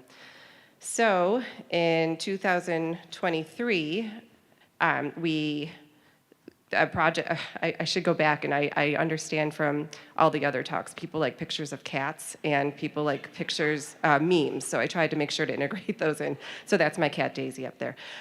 So they came up with a charter in 2023 to create an automated pipeline that provides robust discovery and preservation. So that means they wanted to make sure that all the ETDs made it into Dash, into Alma, which feeds our public catalog, Hollis, and into our DRS, our digital repository system. So that brought us to using microservices. Microservices are not services for ants. They are loosely coupled services that allowed us to break them apart because, of course, some services will go away, Dash may go away, or our DRS system may be updated. So it'd be easier just to fix one service instead of fixing a giant monolith. So what we built was a pipeline of services to support access to discovery and preservation. So what that is a series of Dockerized Python services using a message-driven architecture. And we were also the catalyst for utilizing tracing. Our portfolio team was for utilizing tracing with OpenTelemetry and Jaeger. That allows us to follow each ETD through the entire pipeline. It's pretty exciting to see, as opposed to digging through a bunch of logs. So just to show the flow chart of what we've built, we actually have currently a Dockerized cron, but that's going away. We're moving to K8, so we'll use their scheduling system eventually. But then we have the services in blue here. We have a Dash service that imports it into Dash, an Alma service that creates a bibliographic record, and a Dash holding service. Then it sends it off to the DRS. There's a whole pipeline of its own for that. And then once it makes it into the DRS, it goes back and adds a holding record back into Alma for the DRS. So then Alma has two holding records for Dash and the DRS. This went live in March, and it has successfully ingested a few hundred ETDs. It's very exciting. Just to remind you, the pre-ProQuest usage, some of the ETDs made it into Dash, some made it into Alma, and most didn't even get into the DRS. So that left us with a huge backlog, but we want to make sure they all get in, so we decided to use feature flags for each service. So feature flags allowed us to toggle each service on and off, and there's my other cat, Phoebe. So we can bypass pieces of the pipeline. So it has successfully allowed us to start processing our backlog of information. So, and the on-off toggle is passed in the message body. So that's it. This is the team of people that helped make this happen, and it's very exciting. Thank you.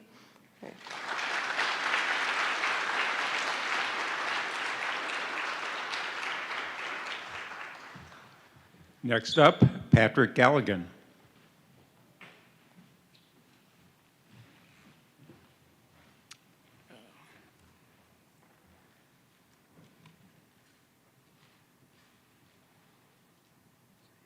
That is me.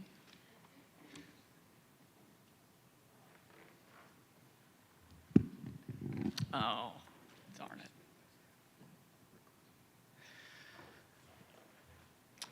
Hey, so I'm Patrick Galligan. I guess technical. Patrick Galligan from the Rockefeller Archive Center, and I'm here to talk to you about me being bad at Kubernetes and the Archive Center deciding not to go forward with that with the project to adopt it. I'll be taking a really high-level view of this project to keep it as brief as possible, but reach out if you want to chat on Slack. So in late 2021, the Rockefeller Archive Center had a suite of like 20 plus microservices and applications that all talk to each other. We'd made great strides in work that used to be time-consuming and difficult by developing and deploying containerized applications in our CI/CD pipeline. And since we already used containers for developing local applications, I was like, hey, you know what might work for us and make our lives easier? Kubernetes. So that was a cool thought. So we created a pilot project that included me trying to learn K8s from scratch. And we'd eventually, if this pilot project succeeded, migrate basically all of our applications to Kubernetes architecture. We are in the AWS ecosystem, so we were targeting specifically a managed Kubernetes cluster with EKS. I was sure that it would work and that we'd be moving. So we had some hypotheses at the beginning of our work. I won't go over all of these, but I'll call it a few. We thought that K8s would simplify our deployment processes, that it would decrease our infrastructure management and maintenance overhead. We were in a hybrid cloud environment, both on AWS and local infrastructure, and that it would be a good fit for a small team of 2 to 3 technologists that could work on it whenever they felt they had time. So yeah, this is basically accurately reflects my first experience working with a Kubernetes cluster. It was surprisingly easy to get the cluster initially spun up and to create a deployment configuration for a single application and to get it up and running. However, when we started to get into the networking rules and connecting all of the applications together, it quickly became more complicated, especially more complicated than we anticipated. But we did eventually get 2 applications up and running in the cluster. I, with a lot of help from the RAC's single sysadmin, spun up a cluster with 2 worker nodes. We deployed 2 applications using deployment configurations and secrets, and then we connected these containers to an RDS database, and we also set up ingress controllers, ingress files, and created a service mesh for everything. And it was hard. It was not easy for us. So what we realized through doing this and going through this process was that the reality of the situation didn't really mesh with what our hypotheses were. Our initial goal was to have every microservice application running, but some of these applications were only running workloads for a few minutes every day or every week, and they weren't going to really use the power of Kubernetes that well. It also became clear that we would have to overhaul our deployment processes and scripts, and possibly find other CI/CD tools for our pipeline that played better with K8s. And so we were essentially trading one complicated process for another. We're still learning and implementing some overall strategies to level up our DevOps game, and we need to work on our fundamentals a little bit before we can do flashy stuff. Yeah, as I mentioned, networking in EKS was way more complicated than we expected.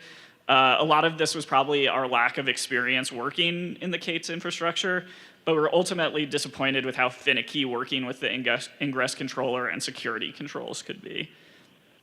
So as I foreshadowed earlier, we also hypothesized that 2 or 3 people could manage the cluster in their spare time fairly easily. I think that might be achievable if people knew what they were doing to begin with.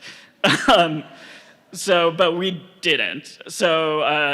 It quickly became clear that we were not going to be able to do our other work while also managing the cluster and taking care of everything. So we ultimately made the decision not to move forwards for now.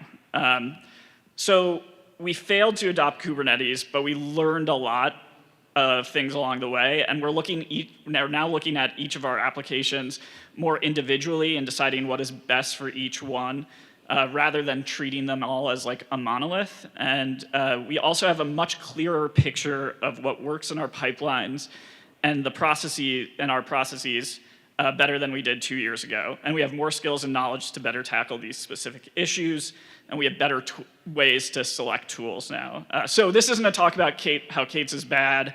I just wanted to use this project as an example as a reminder to try that it's okay to try new things and they don't work out and you can fail. And that's it. I do have a cat. Ask for pictures on Slack.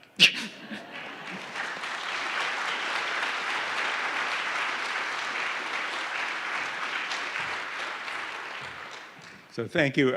We are running a little ahead of schedule, so if you have a talk coming up, be prepared to go a little bit early if possible. Okay, so next up is Angela Zoss.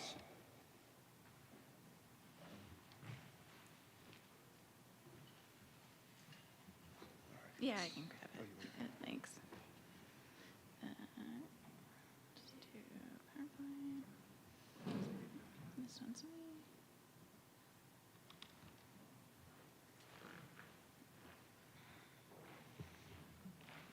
Hi, everyone.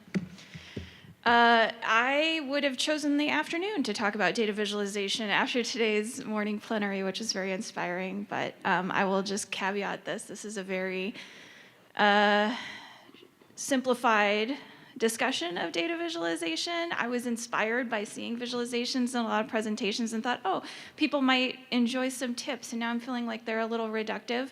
But I will say that this is part of, I think, a more complex workflow where you do good data work on the bottom, you produce good visualizations, and then you put them in good context. So I hope that's a good balance of what we've been learning today together.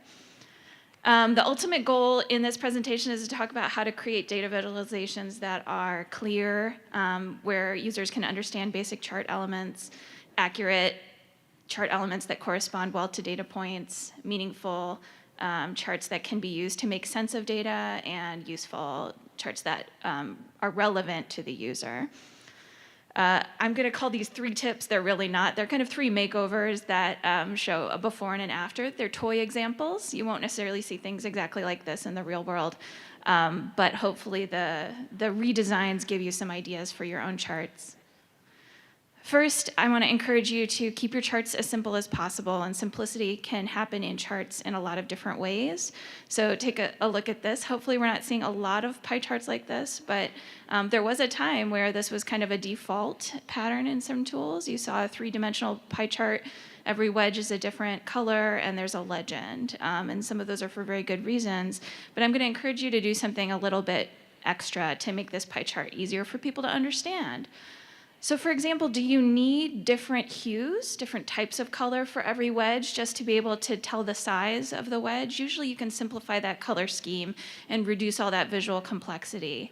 Do you need a legend? The point is to understand what each wedge represents. And so if you label those wedges directly, that actually reduces a lot of cognitive load trying to move your eyes back and forth between different charts, and it allows you to understand the data points very directly. The final thing I've done here is I've reordered the wedges. And so if you look at the 12 o'clock and go around clockwise, they go from biggest to smallest. And that actually gives us an extra calculation that the chart is doing for us. Which of these wedges is the biggest, which is the smallest?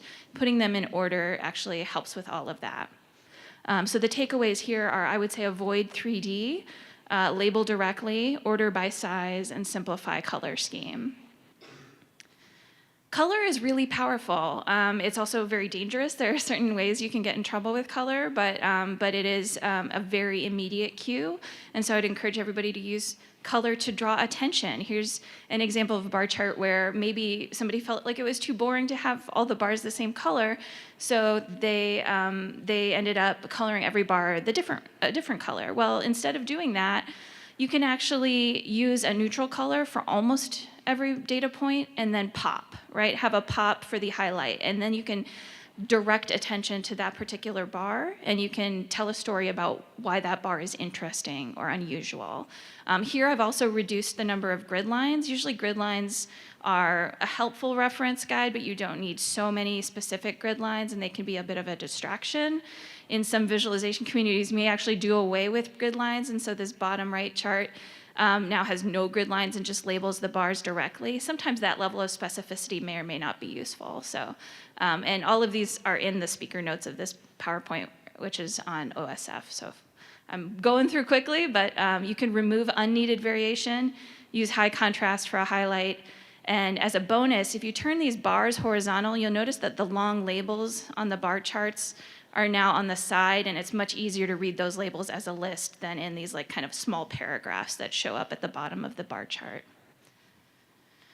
Finally, I want to encourage people to tell a story with their data visualizations. Every visualization is a choice, it's a design, and you're really curating this data for people, and you can actually explain what you're trying to convey in that visualization. So in this visualization, it's hard to look at individual lines because there's so many and they have different colors, but there's a real clear story here, and that's that there's a peak, right? There's a regular trend to this data. So do we really even need the different colors of the lines? You can separate that out. You can put that data somewhere else in your report. But if you use a single color and reduce that complexity, now you can focus attention on the story. Other ways you can focus attention on the story are to give it a meaningful title. We can figure out what data is in the chart without putting it in the title. We can use the title to make a claim. And that can be a claim that we interrogate as part of the audience conversation and dialogue. But it should be easy for you to summarize your chart in a very simple sentence. You can also add annotations here to direct the eye to different parts of the chart. We had such a really good discussion of accessibility yesterday. I'm not an accessibility expert, but I did want to include some tips. I'll leave those for you to read through more thoroughly on your own if you're interested, but I would say there's color vision deficiencies that you should pay attention to. That red-green color blindness is very common and makes it difficult to use both red and green in a visualization, and always create meaningful text surrogates. As we learned, best to write in the document what your chart means, but you also have some other options if you're in different kinds of venues. Thank you all.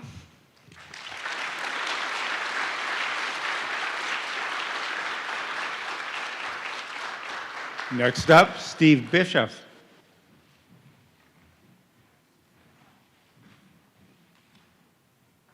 I think it's right there. All I got is a PDF. No.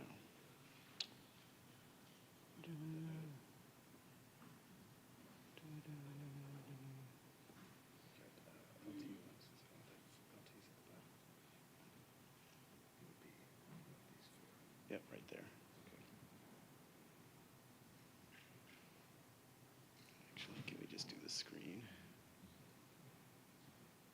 Oop.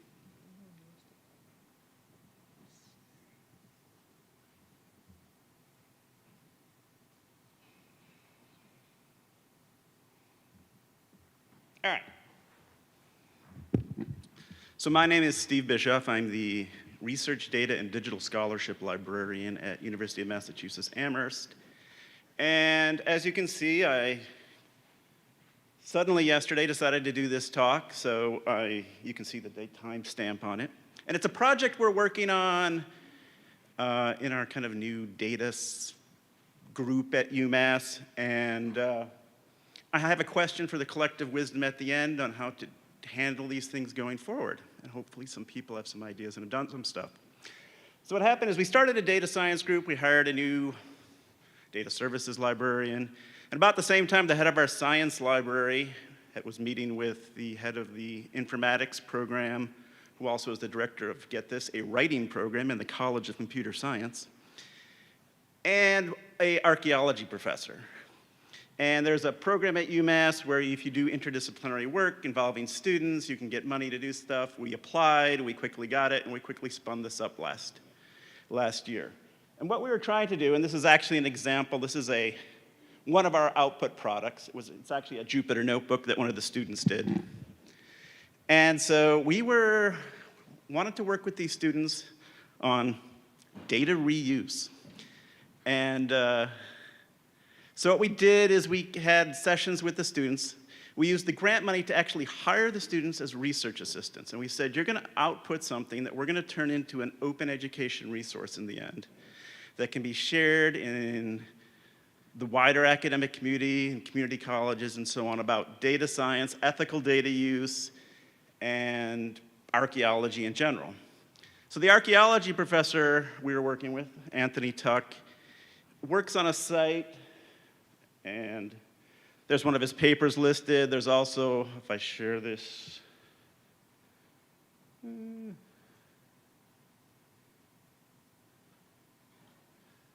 there is a link to the site also.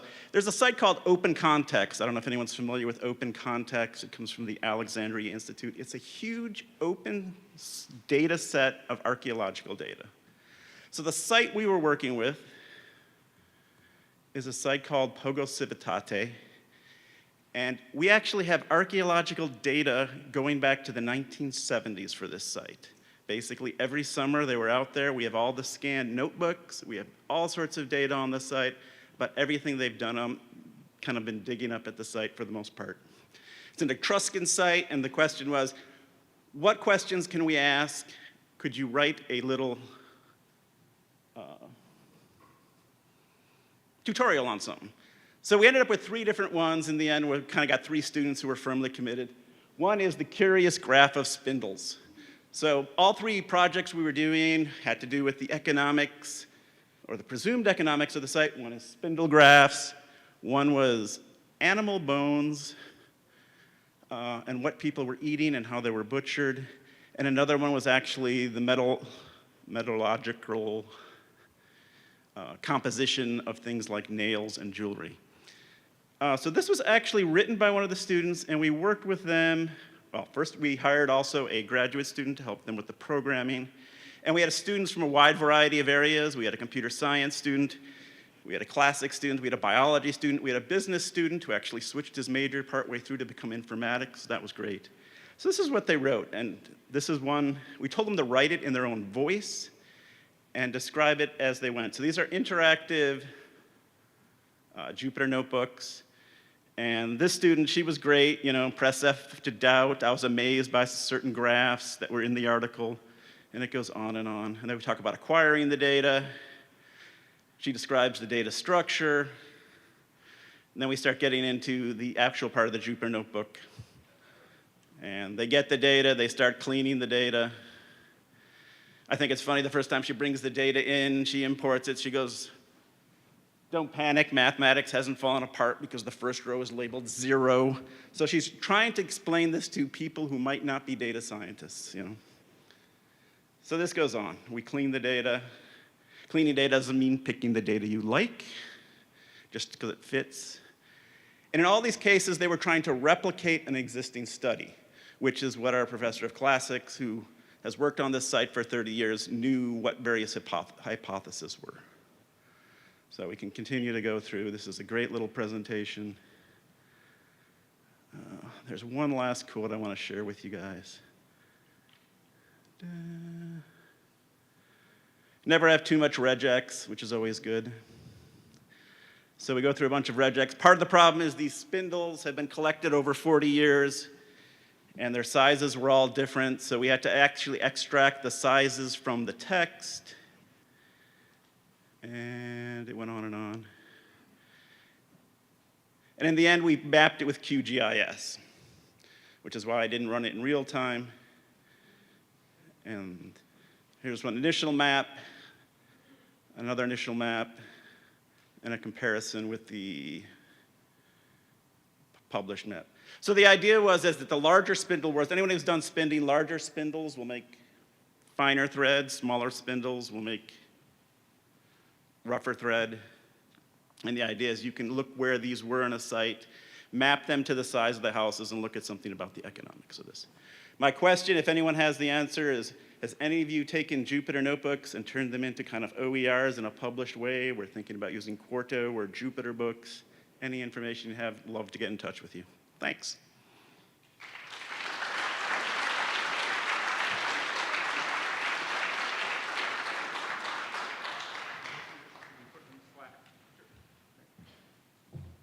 and he's going to put a link to that in Slack. So our final lightning talk, Thomas Dowling.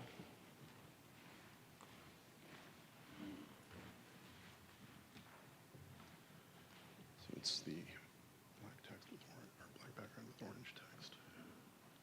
Oh, nope. It was on a, you came up earlier. Yeah, it's in a Chrome window. That one. There's so many.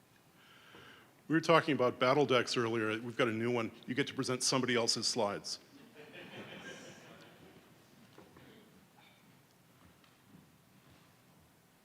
So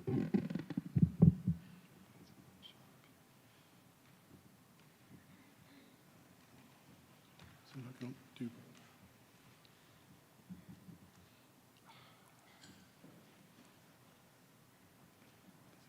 I can go from this. Okay, that's good. Okay.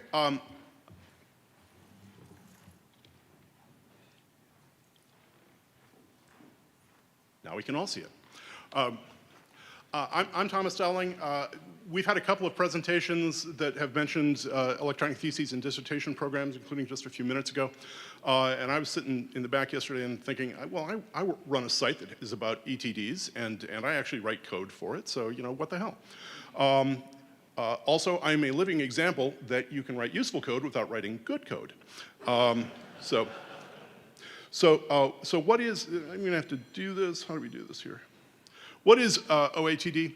This is a search tool for currently 7.2 million, mostly open access, mostly graduate level, mostly theses and dissertations. You'll notice there's some fuzziness there. I blame some of you in this room. I will expound upon this complaint in a minute. Why do I run this site? Well, I really do believe that theses and dissertations are unique, valuable research, but ETD discovery, what did I say here? Frequently suboptimal. That should read sucks. A lot of ETD repositories are created with this write once, read never mentality, partly because some of the people involved actively do not want people finding their ETDs, because every one of their advisees is going to turn their dissertation into a book because it's still 1973 and that's how things work. There are other search engines that cover ETDs but don't differentiate between the ones that you can actually access because they're open access in one way or another, and the ones that you can't because they're embargoed or unavailable or aren't actually an ETD but just a record for something on a shelf somewhere. I already have access to a really good finding tool for dissertations I can't get, so I don't need another one.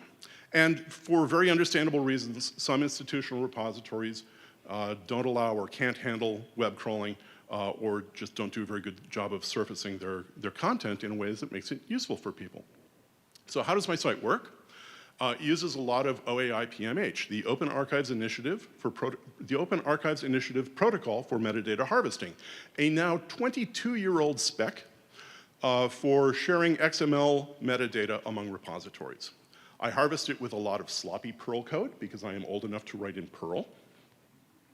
And I have my library's blessing to spin up an AWS cloud server, running a very outdated version of Solr, and then updating that is always on my to-do list, and a search interface with more sloppy Perl code. So, at this point, you may be asking, what are we inadvertently doing to make this poor man's life a little bit irritating? So one of the things that I have seen, a couple of things that sort of are bumps in the road for OATD. We just moved to a spiffy new IR with all sorts of space-age features, and we really like it, but it doesn't support this 22-year-old spec anymore. Or it does, and we just forgot to turn it on. Or we put an awful lot of work into the metadata, and it looks just lovely in the web interface, but when we crosswalk it to the OAI PMH output, it's just a mess. Or we don't actually mention anything about what kind of document it is. Like, is it an ETD? What rights does it have? Is it open access? Who's the publisher? What school is it from? Maybe we just lie about it having a Creative Commons license. Or we tell nothing about the site's structure so that when I come to your site, my only option is to harvest the entire thing. Now for some sites, that's mostly ETDs and a little bit of extra stuff, but for some sites, It's some ETDs and a ton of other stuff that I have to harvest and then just throw away. Something that I have no idea how this works, but there are sites that just keep doing something that touches the last mod date on every single record in the system. So when I come and say, show me the new ones, it's all of them, every time. Or we have records that have illegal characters, probably copied and pasted from Microsoft Word, and every time Tomcat tries to touch them to retrieve the metadata, it dies. So I can never get a clean harvest of your site. Or we have a nice publicly posted email address for our institutional repository admins, and we never actually answer that email. So, obligatory cat picture.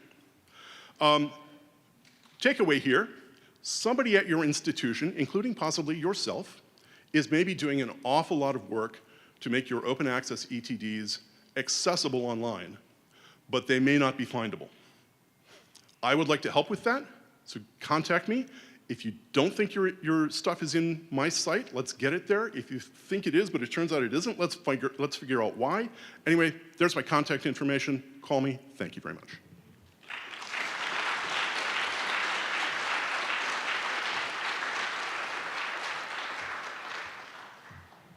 All right, so we are a little ahead of schedule, and we are going to take a brief intermission till 11:15. I want to remind you that there are still some openings for lightning talks and breakouts this afternoon, so please sign up. I also want to remind you that the hosting your own Code4Lib breakout is this afternoon, and please stop by. We'll see you in a few minutes.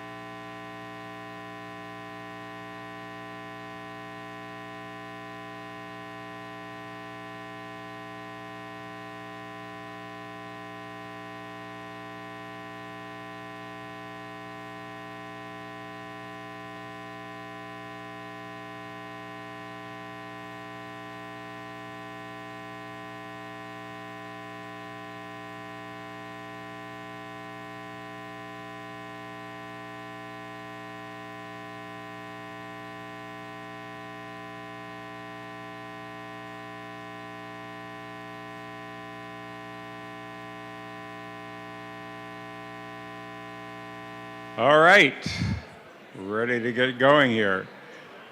First up, Raiden van Bronkhorst and Charlie Collett. Lessons learned, how to get traction with AI and start building.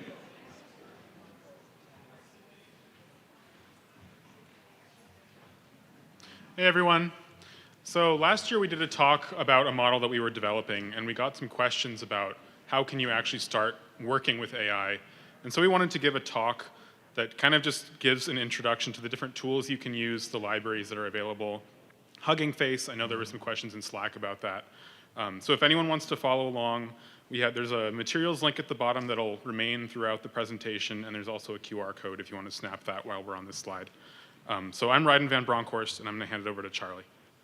Hi, I'm Charlie Collett, and yeah, so how did we get traction? Well, we're still kind of working through it, but when we first started about 7 years ago, we had a very enthusiastic developer who came on board and had some experience with machine learning and was like, what's with this matching problem? You have two records, can't you tell they're the same? And we were like, well, it's not so simple, you gotta use an identifier. And he was like, well, maybe there's a way I can use ML. And we had very supportive management, and I gave him a giant dump of MARC records, which he had never seen before. And he made a valiant effort, and we did learn some things, but you know, it was like a side project experiment. And then we kept doing that over the years. We had another dev, made another valiant effort, and we learned some things, but we didn't really kind of get traction. And so the way that we kind of looking back on it started to get traction with a model that maybe have some production use case was getting more than one person to work on the problem. We got another enthusiastic, bright developer, and but had never seen MARC in his life. So we decided maybe we should put more than one person on this project, someone that has experience with the MARC data, and that's when it really started moving. We started learning more about AI, working through the problem, more about MARC records, more about what is it, this title matching problem we were having. And yeah, and then the other thing we realized after working through this is not only is it good to get more people on a problem to look at it, is to actually talk to people who are working on the same problem in a different approach. So we started talking to people working on this matching problem, looking only at content, but taking not a machine learning AI approach, it's a totally different approach. It really come across with like, what's the essence of the problem is really important. The other thing we learned is that the best way is to just try to solve the problem. And rather than, the survey courses are great, but you really have to just dig in there. So that's what we're going to try to do. So I'm kind of, for a 15-minute talk, maybe a little ambitious, but we just kind of wanted to dive right into it. There's going to be a little code and a little JSON, but most of it is in Jupyter Notebook, if anybody wants to follow along. We're just kind of getting a kind of an impression tour of the kind of the best ways probably to get started in AI without a lot of overhead. So we're going to start just right in the rabbit hole with this package model. But as I said, you kind of have to start with a problem. So we're going to take kind of a simple problem. And that's to take this book from, I think, 1791, this Japanese book about puppetry. We just want to see if we can take that 245 and find a package model that can read it. Unfortunately, language detection is quite a progressed field. So we're really lucky that there is, well, it's not showing up here, but there is a package called FastText. And you want to, you can just download that through pip. And FastText is a library that you can load different models for language work. And one of those is language detection, and it detects up to, I think, 176 languages, so let's go for it. So here we have that title. It's pretty easy to use the code. You just use model predict. And you throw that title in, and we're going to ask it, hey, give us the top 5. And as you can see here, it does it. It figures out it's Japanese. It's an older title, so languages often have scripts that overlap, and so it has Chinese as the second. So that's 70%. You can kind of understand a title is pretty short. But it's not always that way. Here, it's very confident that this is an Arabic title. It's almost certain. And really, when it comes down to that, that's one of the most important things, I think, of getting traction is getting over, especially with stakeholders and thinking through problems, is living with this uncertainty. You have to first ask yourself, can we live without perfection? Because none of these AI models have perfection. This FastText that we're using was probably run on data that looks, not really like all the 245 Japanese titles that we have in HathiTrust. So, you have to kind of make your own. It's helpful to have a data set of what you have and really benchmark that against the package you're using, because it's going to be slightly different for you. You want to know how accurate does it need to be for our use case. If we're just suggesting for some kind of user workflow, hey, this is Japanese, then that's great. If we're just starting to generate metadata, then we may have to consider things. You might be able to use other things in the mark field, things where who contributed it, lots of different things to think, okay, well, what language is this mark record written in? You can also maybe leverage some other workflow, some heuristics you're doing. So you can kind of think out. You don't have to solve everything with the model, which is another lesson that took us a little while to learn. And the last thing is, it might work for all the languages that you have in your collection now, but you have to think, well, are we going to get more languages later? Is it going to work for that? So you have to kind of think of it as a living thing. Now, what if we don't have a convenient package here? This is kind of an example of something that's well-worn. A lot of people say, well, I kind of want to get started with AI. Why don't I just see if I can shove it into a large language model and get the answer? So let's try that. So if you haven't done it before, it's a lot like just ChatGPT. The code is not much longer than using the package we just did, but now we have to make a prompt to kind of instruct the model. Okay, this is what I want you to do with this input data. So here we're asking for it, and GPT-4o is guessing Chinese. Now, who knows why this is? It might be because it's just seen way more Chinese characters, and so it's just taking a stab at it. It thinks it's Chinese first. It does have Japanese as second, but if you get this problem and you really want to kind of play around more with LLMs, you don't have to fear, is you just have to maybe kind of look up on how to do some prompt engineering. So this is a very kind of textbook case of prompt engineering, is wrapping around your prompt with also some context, maybe some specific things maybe the model's struggling with. Say, hey, really pay attention to this. If you're getting complex data, hey, this is the format I want my JSON. I'm giving it an example. If you don't give an example, that's the code for that is a 0 shot. In this one, we have one example that's called a 1 shot. And then you can give a multi-shot. If you have kind of a problem with maybe the example's ambiguous, then you can give a few examples, and that also can help the model. And sure enough, here GPT not only successfully decides, okay, yeah, this is probably Japanese. It does our formatting great, but it also kind of gets a real idea that we only care about the serious languages could be. We don't actually need 5. You don't need like filler languages. So it's interesting to learn about how the model works in that way. And you might be like, well, that's a huge amount of prompt, and I'm paying for the input tokens, and I've got a lot of things to go through. Do you really need to have all that context? And that's another interesting question. And we were working on this presentation, and I was like, well, the funny thing about the dark art of prompt engineering is that there's different ways to get things done. And so you just add a little motivation, and boom. Well, we don't get the formatting, but someone wants high fives. So anyway, so we have this here, and that works. I would still take the other prompt over, but this is where the test case comes in, having your own data and running it through so you can get the most efficient prompt. And you have to talk through about the ethics of AI, especially the ethics of promising high fives you can't give. But there we have it. So there might be many reasons why you wouldn't want to use a large language model. It can't give you its confidence score. You can ask for a confidence score, and it will give you one.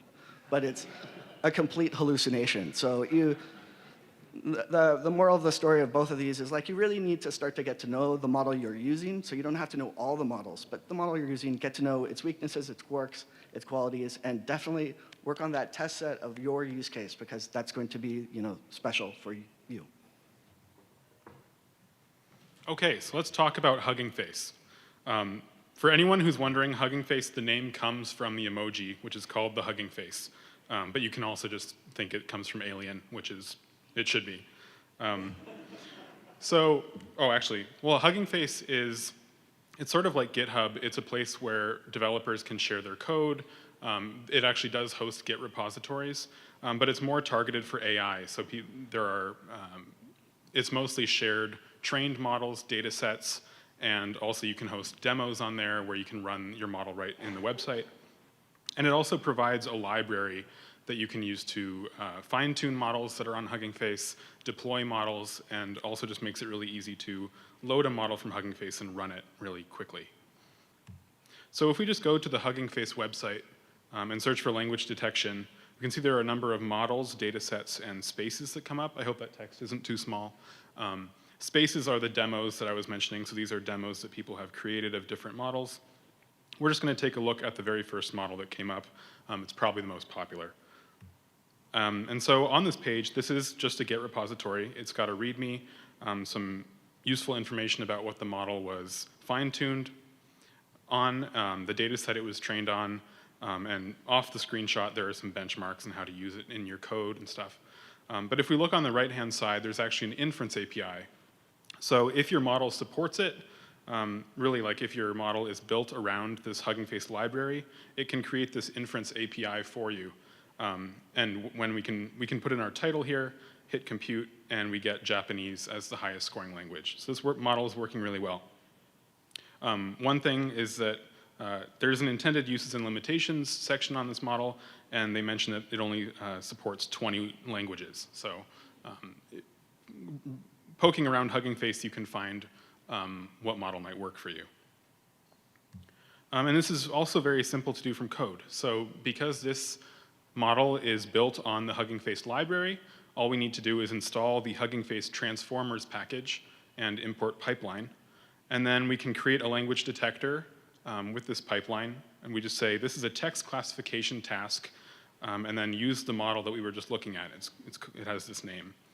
And then we can just run that language detector on our title, and then it'll download the model from Hugging Face, do all the tokenization of your text, do all this natural language processing stuff, and give us the result. So we got a label of Japanese and the score, so it was 85% sure that it was Japanese.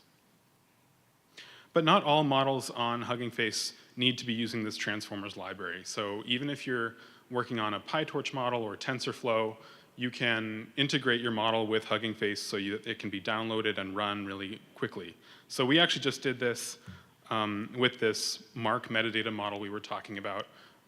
Last year we did a talk on our AI for matching MARC records. So this is based only on bibliographic metadata without using OCLC numbers or ISBNs. And so this is a custom PyTorch model, but we were able to integrate it with Hugging Face by using this PyTorch model hub mix-in class that's provided by the Hugging Face library.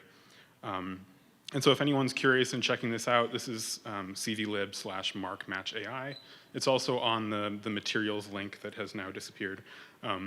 But on here we have a link to our GitHub repository where our code and data set live. So if anyone is curious in seeing how that works or just want to play with it, please do.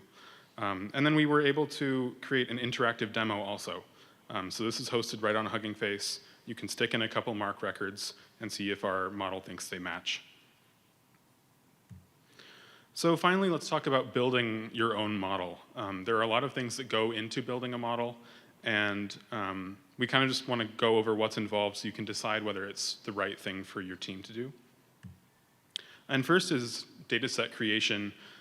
You have to think about what data do you have access to, what can you train on, and how can you make it useful to a machine learning model. There are all these techniques in feature selection and feature engineering that are about making your data easier for a model to learn from, and we have some resources for that later. Model architecture, what type of model is suitable for your task. So if you're working on images, video, audio, text, there are different models that are more suitable for different things. Optimization, how can we make training better and get a better result? There are ways to just tune little parameters to get a little bit more accuracy out of your model. And how can you make it run faster? And finally, evaluation and analysis. How well is your model doing, and how can you make it better? This is looking at mistakes your model's making, doing statistics to figure out where you can improve. And this is a very iterative process, so you might revisit all of these steps several times. But how do you even start this process? So the hope is that someone has done something similar, and that's usually the case. There are a lot of good tools. It does help to have some overview of AI, what kind of models work for certain things. But we've actually found that ChatGPT and other LLMs can actually be really great for brainstorming AI ideas. What kind of model might suit the task I'm trying to do? And then maybe that's a good place to find, I don't know, what kind of paper you should be looking for. And then once you've found a couple papers, maybe on Google Scholar or Semantic Scholar, we found that connected papers is a really, really nice tool for following the citations in all these papers, finding what's popular, what's been cited the most, and then assess, is there actually enough to build off of? Is the state-of-the-art model actually good enough for what we want to do? So my time's up, so I'm gonna move, this is the last slide. But we have some resources for you. These are courses that we found really helpful and a few books. So thank you. Please Slack us.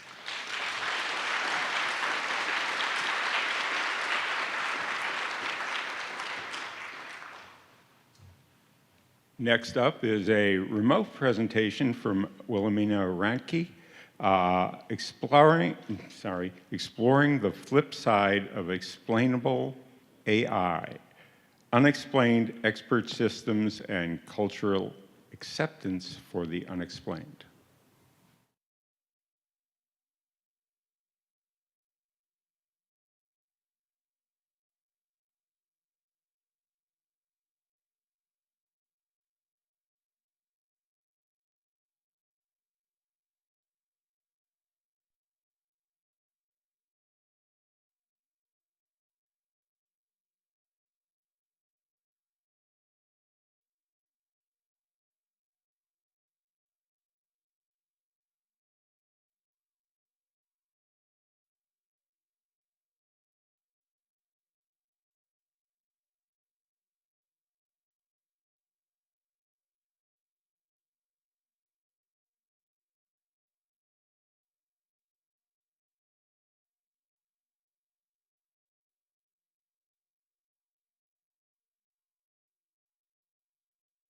and encoding them, that was actually distilling human intelligence. Now, today, when we say artificial intelligence, usually we're talking about machine learning or statistical learning. In this current wave of hype, that's what artificial intelligence means. And machine learning is looking at a large set of data, finding patterns in the data, and using that to make predictions. Fundamentally, a big difference here is explainability. If you use the expert system approach versus machine learning approach, results and accuracy might be made to be similar between those two. Explainability is practically baked into an expert system. With machine learning, explainability for why it does what it does is just not easily achievable. For machine learning, software is looking at lots of data in a training set and finding patterns, and then using those patterns to make... Yes? Are exactly prefixed to with 18 in the room. And I'm just... Sorry, what? Well, if you could hold for a second, we have some technical difficulties. If you could hold for a second, please.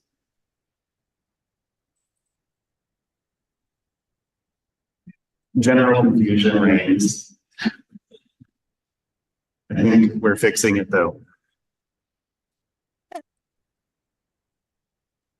So apologies, we're going to have to just ask you to start at the beginning again. Okay.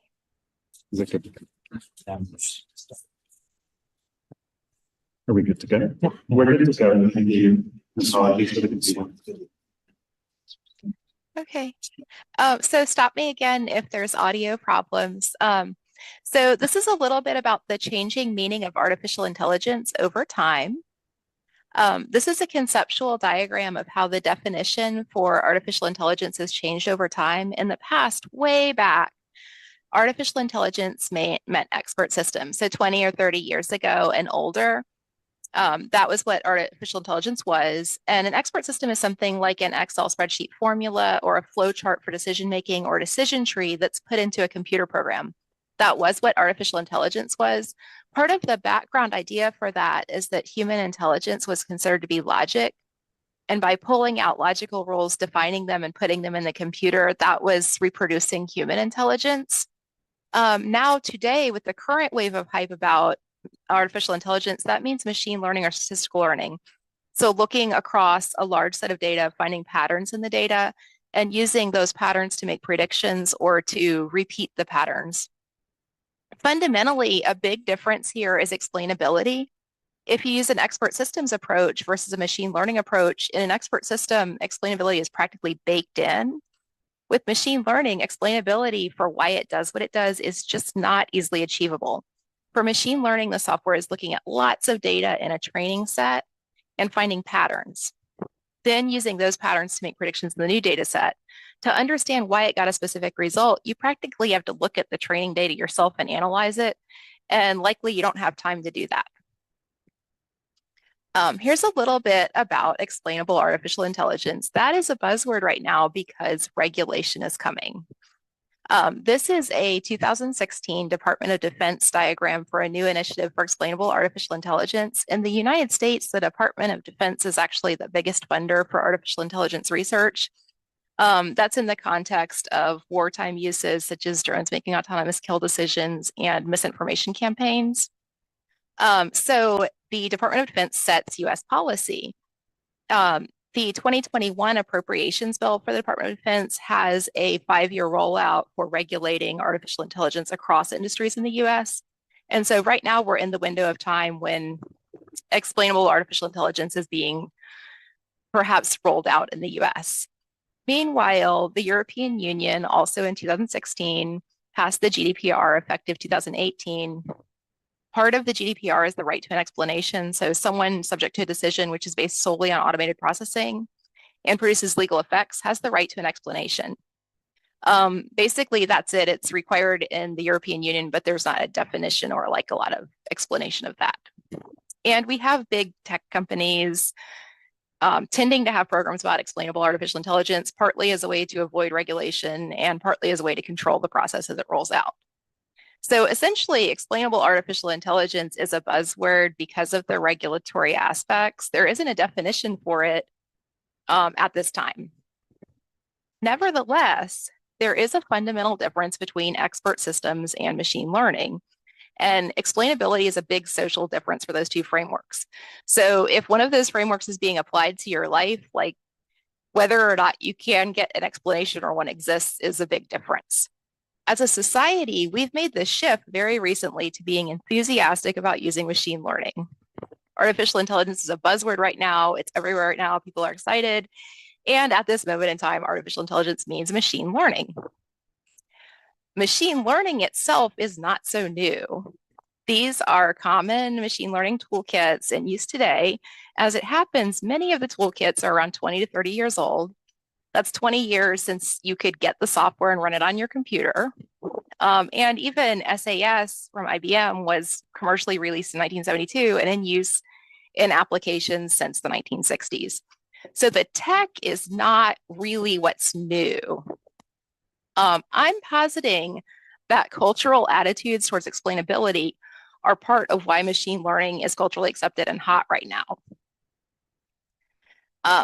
Going back to the changing meaning of artificial intelligence over time, what's interesting here in this diagram is that they gave this really great example of an expert system, tax forms.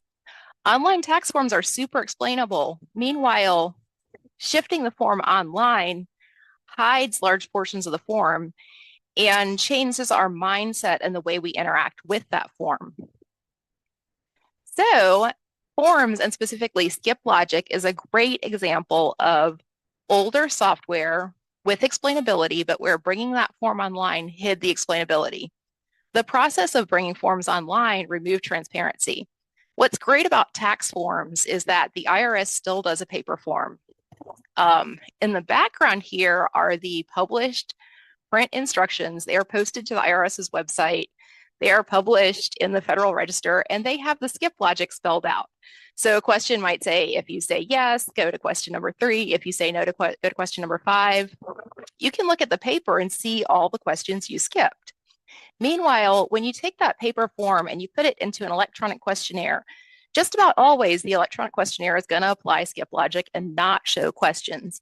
So if I fill out TurboTax and you fill out TurboTax, we will see different questions and we will not know what questions we skipped.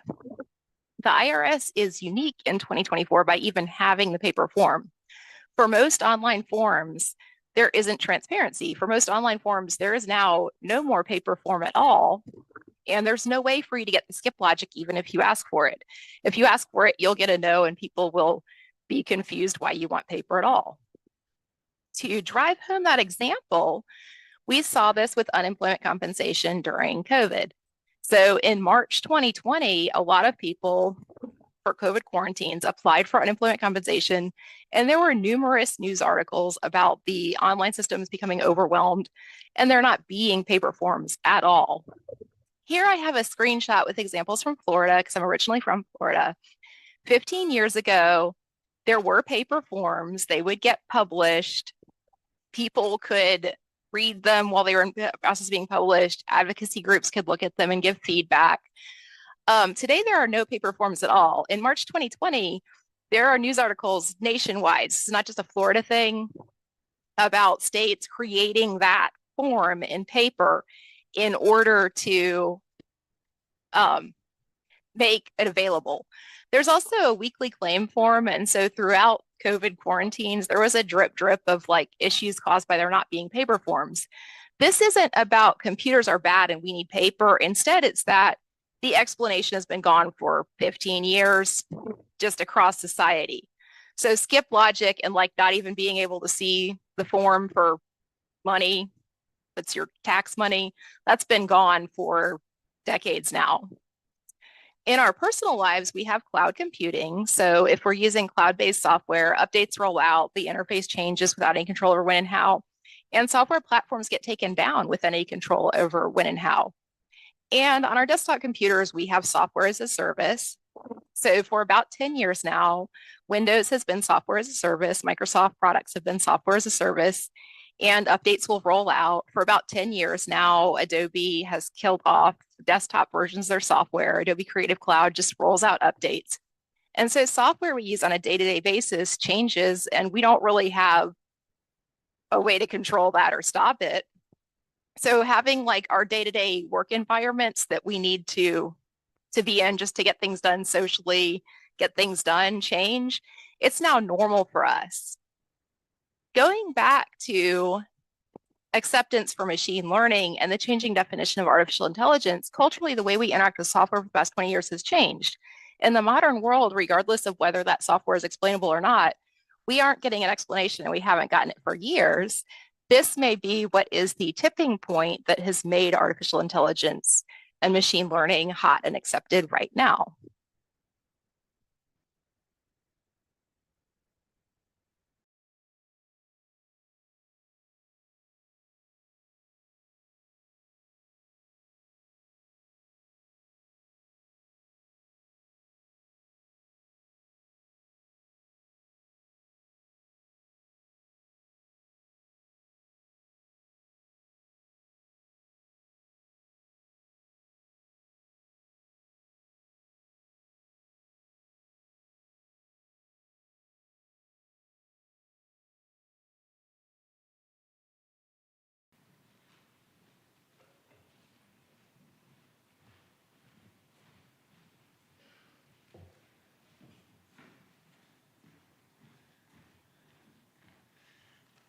Hello.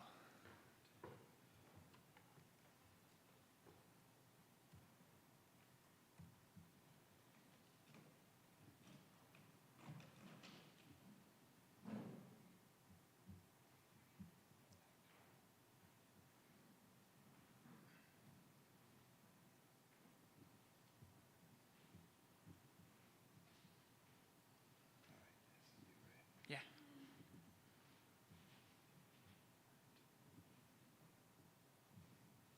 That doesn't look the same. That's not you? It is me, but when we tested it earlier.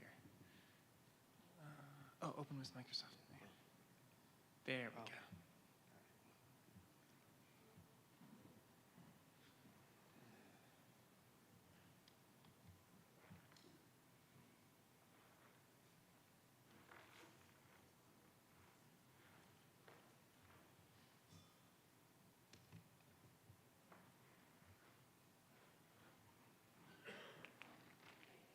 Wonderful. Everyone can see here, everyone can see online. Cool. Hi, everybody. It's good to meet all of you. Good to be here. My name is Keo. I use they/them pronouns. I'm here from Drexel. I was working with my colleagues Jane Greenberg, Scott McClellan. This is my first Code4Lib. Very exciting.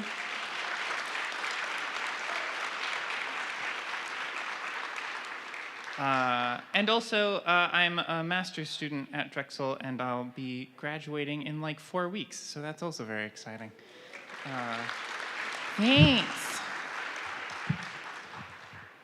Yeah, I'm going to be talking about this cool problem that I encountered and solved from some software that I inherited called Hive, and I'll be talking about that with some things that I learned in the hopes that it may be helpful if you have similar problems, and we can talk about it afterwards as well. So, overview of what I'm going to be talking about. I'm going to be talking about the software that I am working on. What is Hive? I'm going to define the problem, like what is the thing that I'm solving. I'm going to go through a pseudocode way of talking about this algorithm that I was working with. Afterwards, once I go through that summary, I'm going to share some pitfalls from like seeing both the code that I inherited, the pitfalls that were there that I worked on, and also some pitfalls that I saw in some of the literature about some of the algorithms that I was working with, and going to be talking about the future development of this software that I've been working on. So what is Hive, or Hive format, which was the specific one that I was working on? It's an acronym that stands for Helping Interdisciplinary Vocabulary Engineering, and then the format stands for Material Science. What that means is that we take controlled vocabularies that exist already. It's not for creating controlled vocabularies. We're searching and scanning for controlled vocabularies, taking them, translating whatever form they are, whether it's OWL or some other RDF XML format, and translating it into Zoss, which is just sort of like simplifying it to just hierarchy as opposed to any other relations that might be there. And then once we have it translated into Zoss, put it into a SQLite database, and so that it can all fit on one server. But then we allow for navigating the hierarchy, searching, being able to search for a term and seeing which of all of these many vocabularies that vocab term might be in. And then the feature of interest is indexing, where you take an article that you have, a fully written like prose article, and try to pull out keywords from that and see which of those keywords match those vocabularies from the controlled vocabulary. Reason why this is something that was relevant was that we are working with material scientists that may be an expert in their own domain, that know their domain very well, but they may be using a vocabulary term for their specific domain, and an adjacent domain or a near-die domain in material science may use a slightly different term, and so being able to know what the controlled vocabularies are in the space for material science so that it could be agreed upon tags so that other scientists can find your work even if they're in an adjacent domain, using a similar process, using a similar material or material creating process, you can all find one another's work. So that's the problem that I'm trying to solve. And here is the rough sketch of the pseudocode of the algorithm that I figured out that produced the fastest and more accurate results. Also want to clarify, this is not for doing the classification for the person, but pulling a list of candidates so that they can choose, oh yes, these are the ones that's relevant, and this is the form of the vocabulary that's relevant to me. So it's not trying to do the classification, it's trying to pull candidates. So first there was preparing the article in the prose. We can take that article from PDF, text, or web scraping. Since the PDFs are relatively well formatted, the OCR solution has been working fairly well, so that wasn't as interesting. But the web scraping part, I've heard some people talking about Beautiful Soup, which is a wonderfully helpful library, and also for this specific use case, we found that there were HTML artifacts that were still showing up in the article that would affect the keyword extraction of picking out specific keywords from the article. So things like on Wikipedia, they have style tags that are in the body of the HTML, which were showing up as text when we used Beautiful Soup, or like the headers and footers and menu items were all showing up. And since those were single sentences and like they were showing up as like critical keywords, and so all of them were saying menu is a keyword, menu is a keyword, which was not helpful.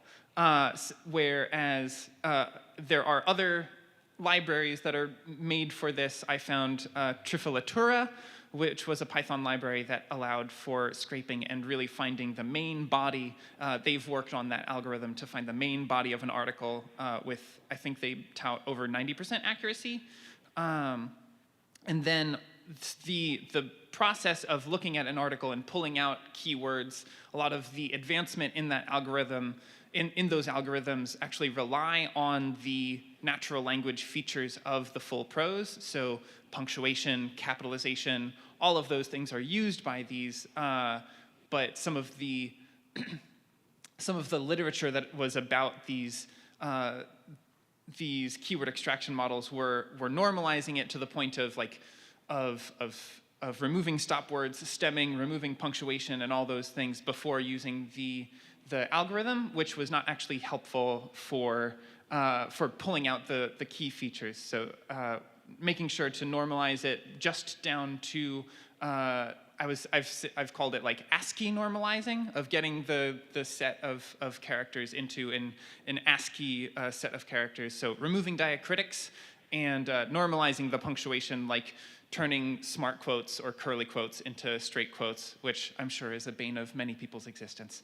Also, I learned and discovered that the M dash, the N dash, and the hyphen are all three different characters, so normalizing them to the hyphen as a reminder for this, to the ASCII normalizing. So those are the ones that I found. If others have found ones to normalize instead of just remove, would love to hear more. Then there's the keyword extraction. These are the current, Yake is the current best performing algorithm that's known, that stands for yet another keyword extractor. Rake was sort of the original one, and Yake was improving upon it. But the way that I've set it up is that you can actually change out whichever algorithm you want to use, but Yake, so far, both in the literature and in my experience with this software, seems to be the one that is working the best. But term frequency, paired term frequency, Rake, all should work. The point is to just pull out keywords or key phrases especially.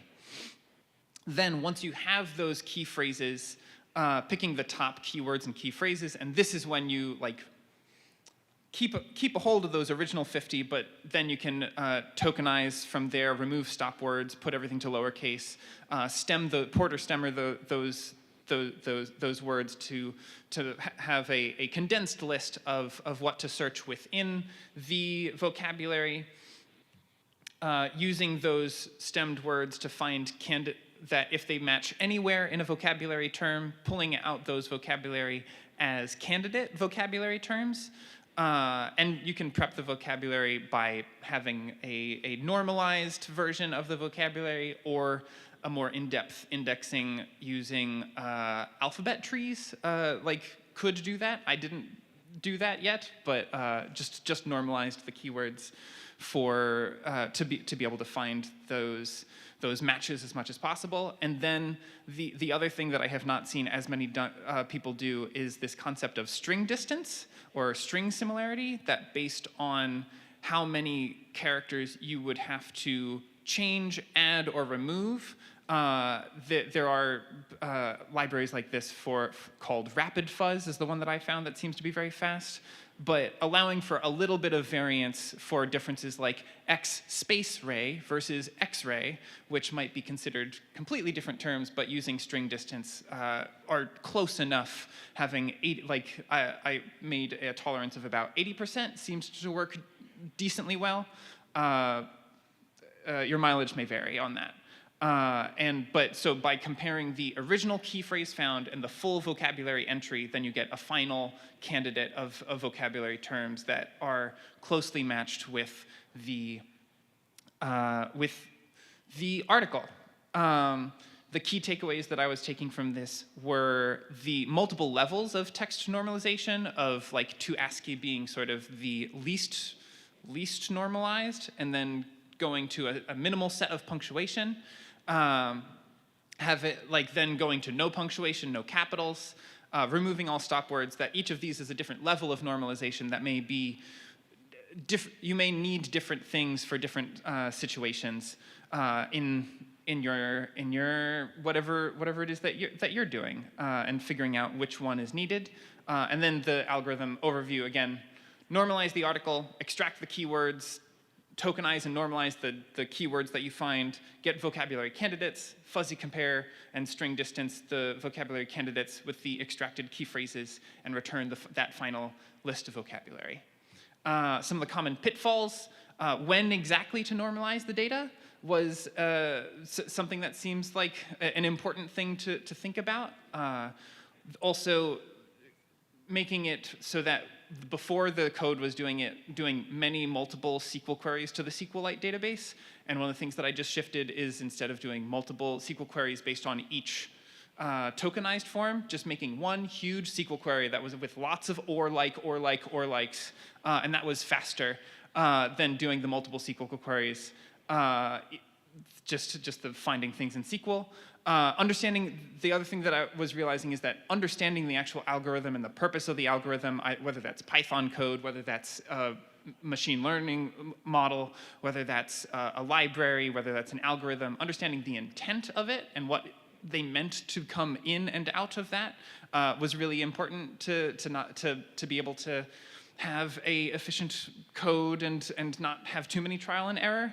And the other thing that I realized is that the preparing data itself is algorithmic, that when I told people that I was still doing the same keyword extraction, they would get confused of like, then what are you changing? What was the update? And it's like, well, how I'm normalizing the data, how I'm scraping the data. And so that process is an algorithmic part, that even if you have the thing that you're focused on, the machine learning, the large language models, that preparing the data itself is something to focus on by itself.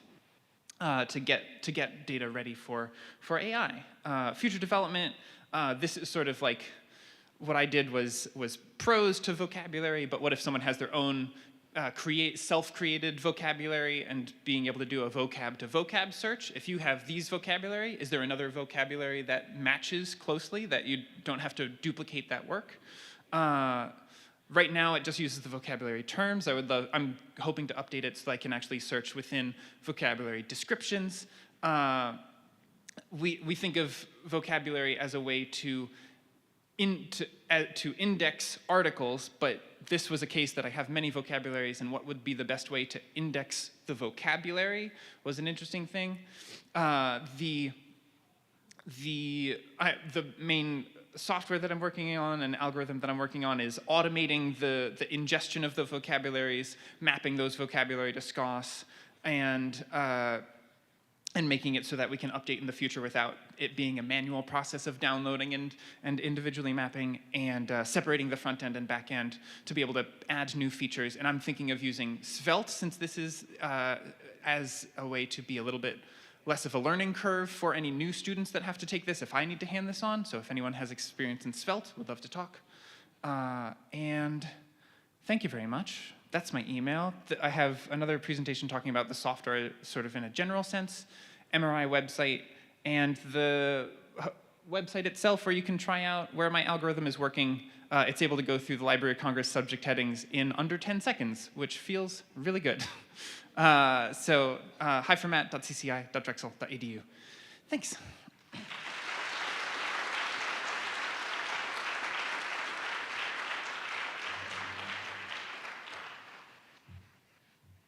Next up, Scott St. Louis, automating metadata hygiene to improve economic research discoverability.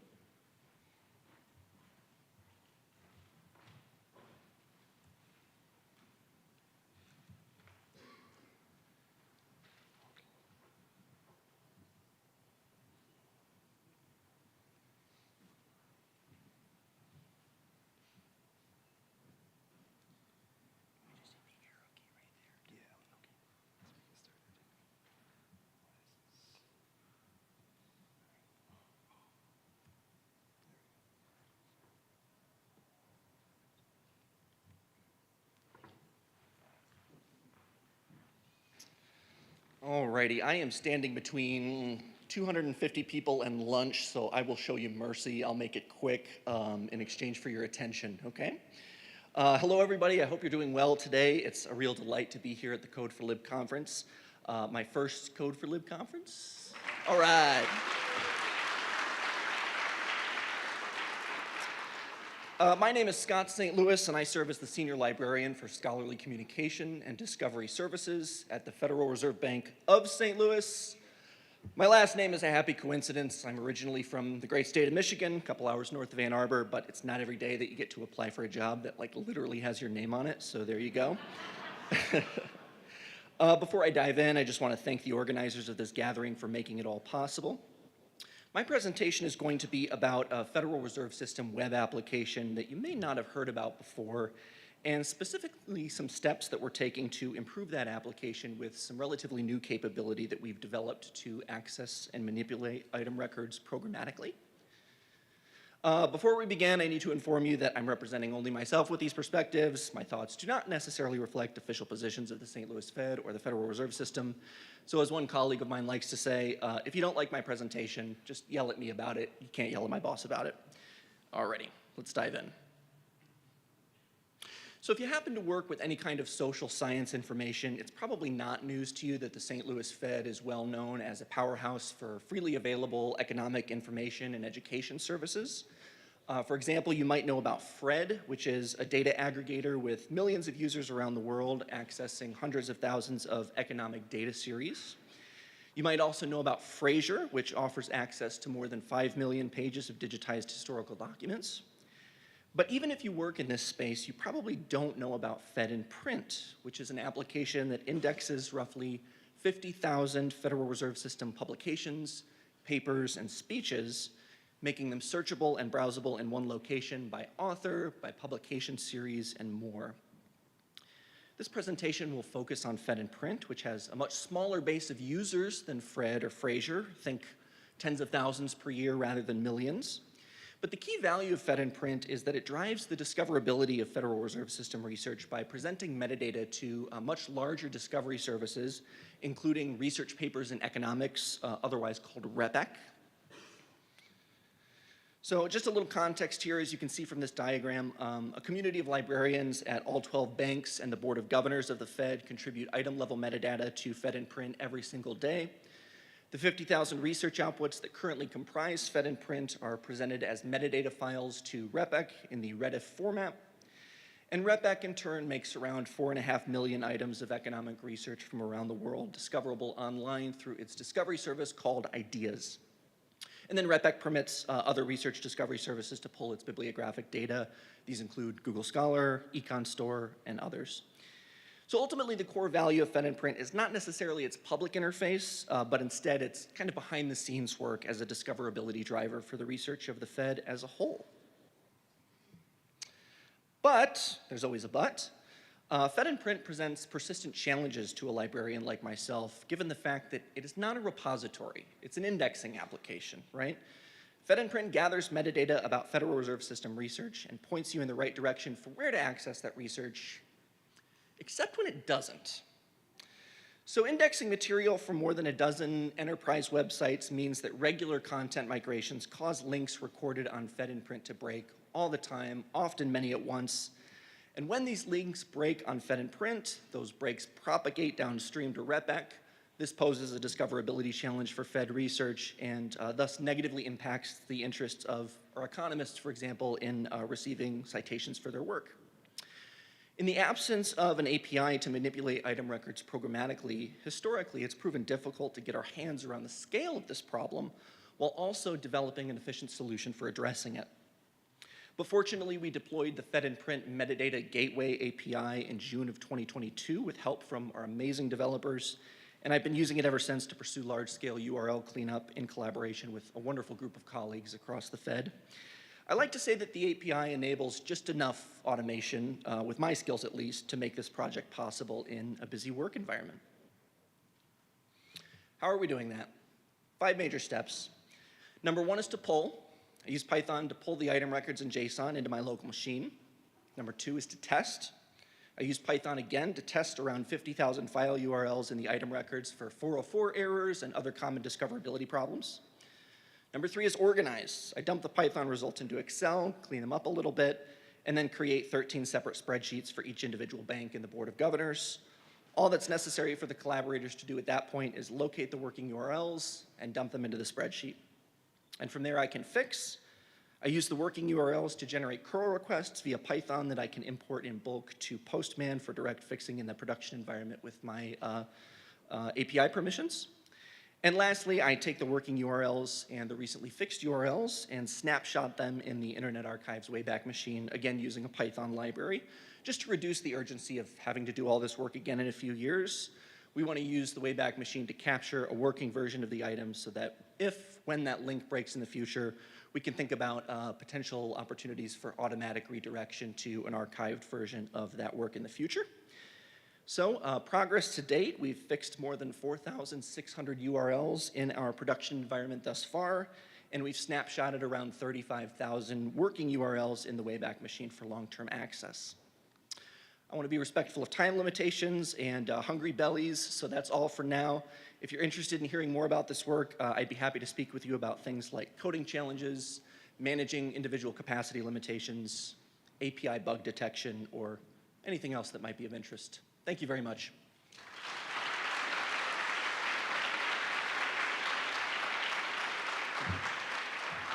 Thank you. Okay, so we are at lunch until 1:15. I have a couple announcements. If you are an in-person speaker giving a talk this afternoon, please come up to the podium during lunch to load your talk and check out the setup. Also, now is a great time to sign up for a lightning talk or a breakout session on the things in the lobby.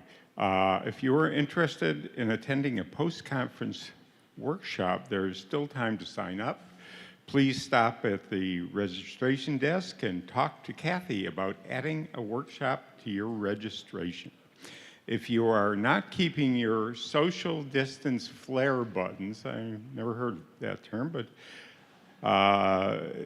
please return them to the registration desk and put them in the appropriate basket. You can leave your lanyards at the desk on your way out. The building will remain open and unsecured during our lunch break. Please bring any of your important belongings along with you. Any unwanted values, you just stack up here and we'll dispose of them. Lunch is served in the usual place. See you at 1:15.